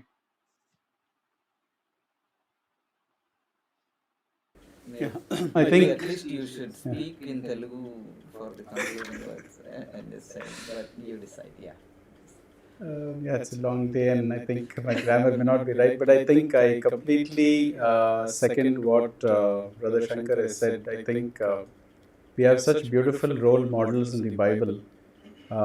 I think we need to look at them, understand them, imbibe them, and you will suddenly feel that all these issues which are of great concern, whether spiritual, whether physical, whether mental, completely disappear when we realize that we are just the hammer and the the pliers of Christ. We are the tools. I always tell my patients when they thank me, maybe after a procedure, maybe after they have come through a difficult time, I said I am only the instrument, but my master is the one who controls me. I say this to a lot of my non-Christian patients. And many of them ask, I said, who is he? I said, it's Jesus. So I think at every opportunity, we need to be very clear that we are only instruments, and we are not the the originators of goodness, and that we are only mirrors. I always call myself a mirror. Once you have that ability to do that, and you realize that you are here solely for His plan to be done, whether you die early, late, it doesn't matter at all. So I think once you imbibe that thing, that you are I consider myself a very important instrument of Christ. I may have my issues, but that's my personal belief that I'm an important instrument. Once you believe you're an important instrument, I don't think you need too much of external help to tell you what to do and what you're governed by the thing. In fact, if you look at the disciples in the room, they were not allowed to move out till the Holy Spirit came on the day of Pentecost. They were not allowed. They were not allowed by Christ to go out and speak. So I think we need to make sure we have the anointing. And once you have the anointing, you can go like Peter and speak in a very big way. And you will realize that you don't attract one or two, but you attract, I believe 3,000 were added on that day. So I think that's important, and we will go wrong, and Peter did go wrong on multiple occasions. So I don't feel bad about it. So we will go wrong, but it's important to get up. It's important to ask for repentance, and then He will forgive you, and then He will again set you on the right path. So I think there's a lot of beauty in Christian value, education, and good health. I think it goes very much hand in hand. So if we are consistent with our practices, if you are careful about what He's given you, I call myself just a steward. I don't call myself an owner of my house. I'm a custodian. The real owner is Christ. As a manager, I'm very careful with what my boss has given me. And when you realize that what you have is not yours, you become very careful. And if you then realize the accounts that you have to give, I've just conducted a big conference, and I had to go to Delhi and give the audit accounts. I was so happy that everything I gave was in a check form. So there's no kind of issues about my character and my thing. So the same way you have to deal with your body, the same way, because there's a lot of accounts that we'll have to give very shortly, and that day will come like it will come in the night like a thief. So I think we need to be careful, and we will make mistakes, we will go astray, but that's why we have the grace of Christ. Wow. So thank you very much for this opportunity. Thank you. కనీసం 3 విషయాల గురించి చివరిలో doctor జోహన్ గారు అన్నారు. ఒకటి, మనం దేవుని చేతిలో పనిముట్లమని. రెండవది, నువ్వు దేవుని బిడ్డగా ఒక విలువైన వాడివి. నిన్ను వేరే వాళ్ళు ఎవరో నీ విలువ కట్టక్కర్లేదు. నీవు విలువైన వాడివి కాబట్టి నేను విలువైన వాడును, విలువైన దాన్ను అన్నట్టుగా బ్రతకాలి అన్న తర్వాత, మూడోది, మంచి గృహ నిర్వాహకులుగా మనం ఉండాలి, స్టివర్డ్స్గా ఉండాలి. మనకి ఇవ్వబడిన ఈవుల్ని కానీ, మనకి ఇవ్వబడిన ఆరోగ్యాన్ని కానీ, సంస్థాన్ని మనం మంచి గృహ నిర్వాహకులుగా వాటిని చూడాలి అన్న విషయాన్ని గురించి చెప్పారు. Lot of theology, medicine, lifestyle issues have been covered. I am really thankful for this session. Actually, మరి స్పిరిచువల్ వార్ఫేరో లేకపోతే బ్యాడ్ స్కెడ్యూలింగో తెలియదు, కానీ కనీసం 3 months ముందు జరిగిపోవాల్సిన ప్రోగ్రామ్ ఇది, కానీ జరగలేదు. But even though we got delayed for some or the other reasons, I think we had one of the finest sessions on health today. ఇవాళ జరిగిన అటువంటి డిస్కషన్ ప్లీజ్ మీరు ఫాలో అవ్వండి, మళ్ళీ వినండి, మీ పిల్లలతో వినిపించండి, అవసరమైతే మీ నోట్స్ తీసుకొని మీ సండే స్కూల్స్లో ప్రాక్టికల్ టాక్ లాగా చెప్పండి. Please do that. ఇలాంటివి ఇన్ఫర్మేషన్ స్ప్రెడ్ చేయండి. ఎక్కడో ఎవరో కొట్టుకున్నారు, తన్నుకున్నారు, యాక్సిడెంట్ అయింది, ఇవి కాదు ఫార్వర్డ్ చేయాల్సింది. బహుశా ఇలాంటి ఇన్ఫర్మేషన్ చేయడం మంచిదని నేను అనుకుంటా ఉన్నాను. I hope you are blessed with this discussion. RTF platform పైన Monday, Wednesday, Fridays usually programs వస్తూ ఉన్నాయి, కానీ ప్రస్తుతం I think for the next few weeks every Friday black or white program continue అవుతూ ఉంది. నెక్స్ట్ వీక్ సూయిసైడ్ పైన ఒక important programme జరగబోతూ ఉంది, సూయిసైడ్ ప్రివెన్షన్ పైన. సో నెక్స్ట్ వీక్ కోసం ప్రార్థన చేయండి, ప్యానల్ కోసం. అలాగే అది ఆ ప్రోగ్రామ్ కూడా అనేక మందికి యూస్ఫుల్గా ఉండాలని ప్రార్థన చేద్దాం. I'm taking just Liberty to say that Dr. Johan actually works at care hospitals. He is available at Banjara Hills and also Musheerabad, Banjara Hills, ఈ 2 ప్రాంతాల్లో ఉన్న కేర్ హాస్పిటల్స్లో డాక్టర్ జోహన్ ఉంటారు. అక్కడ అపాయింట్మెంట్ తీసుకోవడానికి ట్రై చేయండి. అపాయింట్మెంట్ తీసుకోవడానికి మీరు అక్కడికి వెళ్ళకపోయినా అట్లీస్ట్ వెబ్సైట్లో ఫోన్ నెంబర్స్ ఉంటాయి, ఆ ఫోన్ నెంబర్స్ తీసుకొని కాల్ చేసి డాక్టర్ జోహన్ గారి యొక్క అపాయింట్మెంట్ కావాలి అని అడిగితే అపాయింట్మెంట్ ఇస్తారు. So that's how you can reach out to him. This is not a sponsored events, ఎవరు మాకు చెప్పలేదు, కానీ we have been benefited a lot through his counsel over the years. So we are confident about his both counsel and also treatment. So if you would like to consider, మీరు ఒకవేళ అవసరం ఉంది మేము డాక్టర్ని చూడాలి అనుకుంటే కనుక you can think about going to these places. I just wanted to say that. I don't know, but We are here for your service. Remember that in this world of highly commercialized products, we are here exclusively for your service. Our job is to maintain the flock for a big purpose. So that is that is my dream, my ambition, and that's the way I've been working. That's why I've not changed hospitals for 20 years. I may not have grown much, but I feel my place is there because the flock is important. His flock is important. And as stewards, it is our job, it's our duty to take care of you. So many times I don't even treat people. I don't even give medicines. I don't do procedures. I just get them on the right track by counsel and send them. I don't even charge sometimes because it is not goodness from my part, but I have been designed, trained, and kept here for a very specific purpose in His vineyard. So we want you to use us. We want you to trouble us. That's important because we have been kept for a very specific purpose. Wow, so excellent. please use us anytime. Excellent. So ఇదేది promotional event కాదని ఇందాక చెప్పాను, కానీ doctor Johan is definitely man of his words. I know him little bit in the last few years and whatever he just said is true. And also doctor Shankar, కానీ శంకర్ గారు హైదరాబాద్ కొంచెం దూరంలో ఉన్నారు, కానీ అటువైపు ఎవరున్నారో వాళ్ళు డెఫినెట్లీ వారి రిసోర్సెస్ని వాడుకోవచ్చు, వారి సలహాలు తీసుకోవచ్చు, సంగారెడ్డి ఎస్పెషలీ.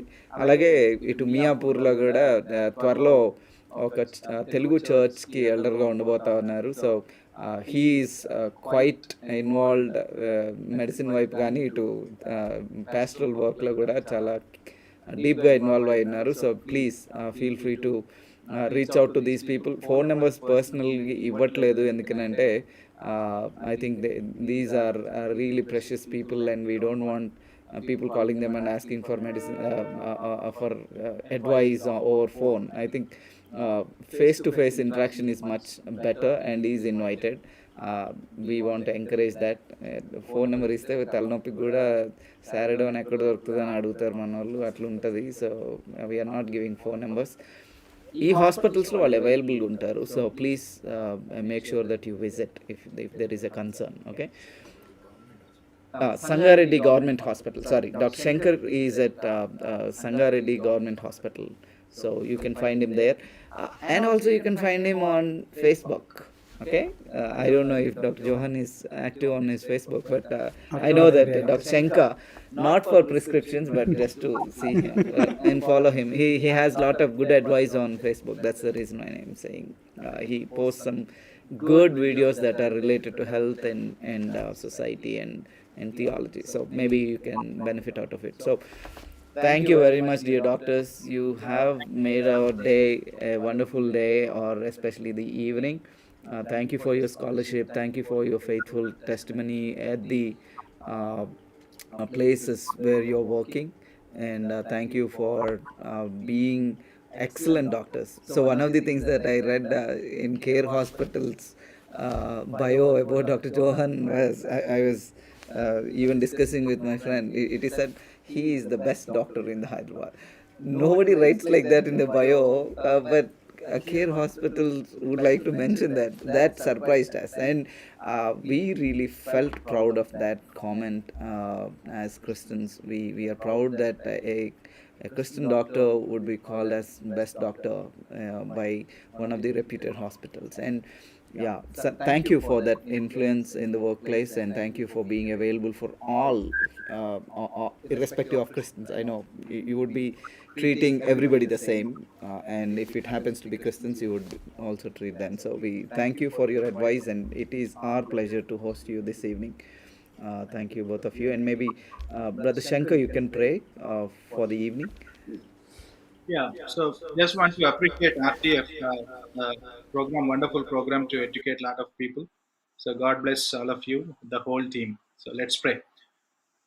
పరిశుద్ధుడు అయిన ప్రేమగల తండ్రి, నీ సన్నిధికి వస్తూ మరొకసారి నిన్ను స్తుతిస్తున్నాం. నీవే నిజమైన దేవుడవని మరొకసారి ఒప్పుకుంటున్నాం.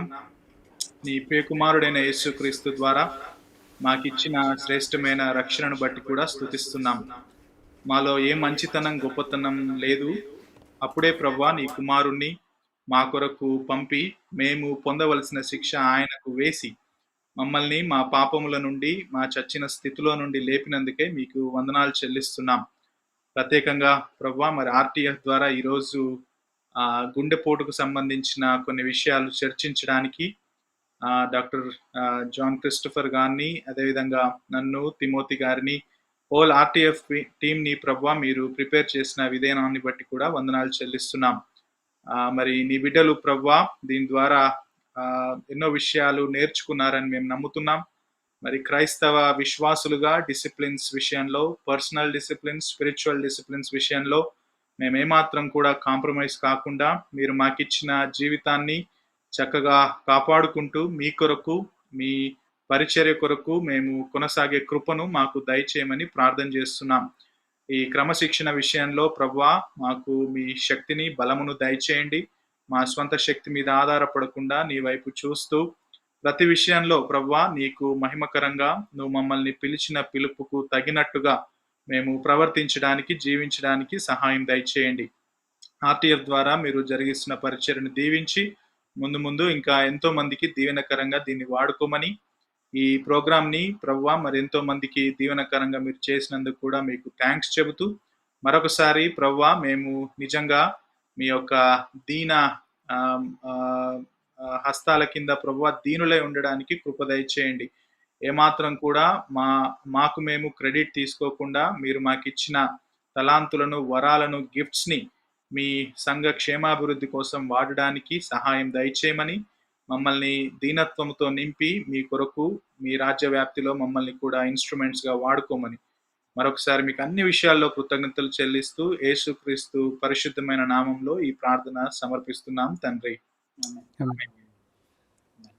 Thank you very much for joining. అయితే ఒక్క చిన్న రిమైండర్, అదేంటంటే ఇప్పుడు VBSలు అన్నీ జరుగుతూ ఉన్నాయి. If you are thinking about gifting a child with some of the precious things, please think about children book. This is done by our own Indian brothers. Usually Western content, Western drawings, Western influence తోటి మన పుస్తకాలు ఉన్నాయి. కానీ ఈ పుస్తకం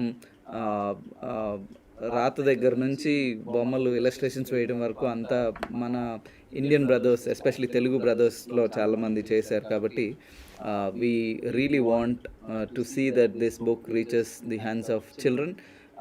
various లాంగ్వేజెస్లో ఈ పుస్తకం అవైలబుల్గా ఉంది. హిందీ, తెలుగు, ఇంగ్లీష్ ఈ పుస్తకాలు అవైలబుల్గా ఉన్నాయి. మీరు చూస్తూ ఉన్నారు. రష్యన్ అండ్ ఉక్రెయిన్లో కూడా ఉన్నాయి. So if you have contacts you can tell them. But we are very glad that this book is available, and we pray that this book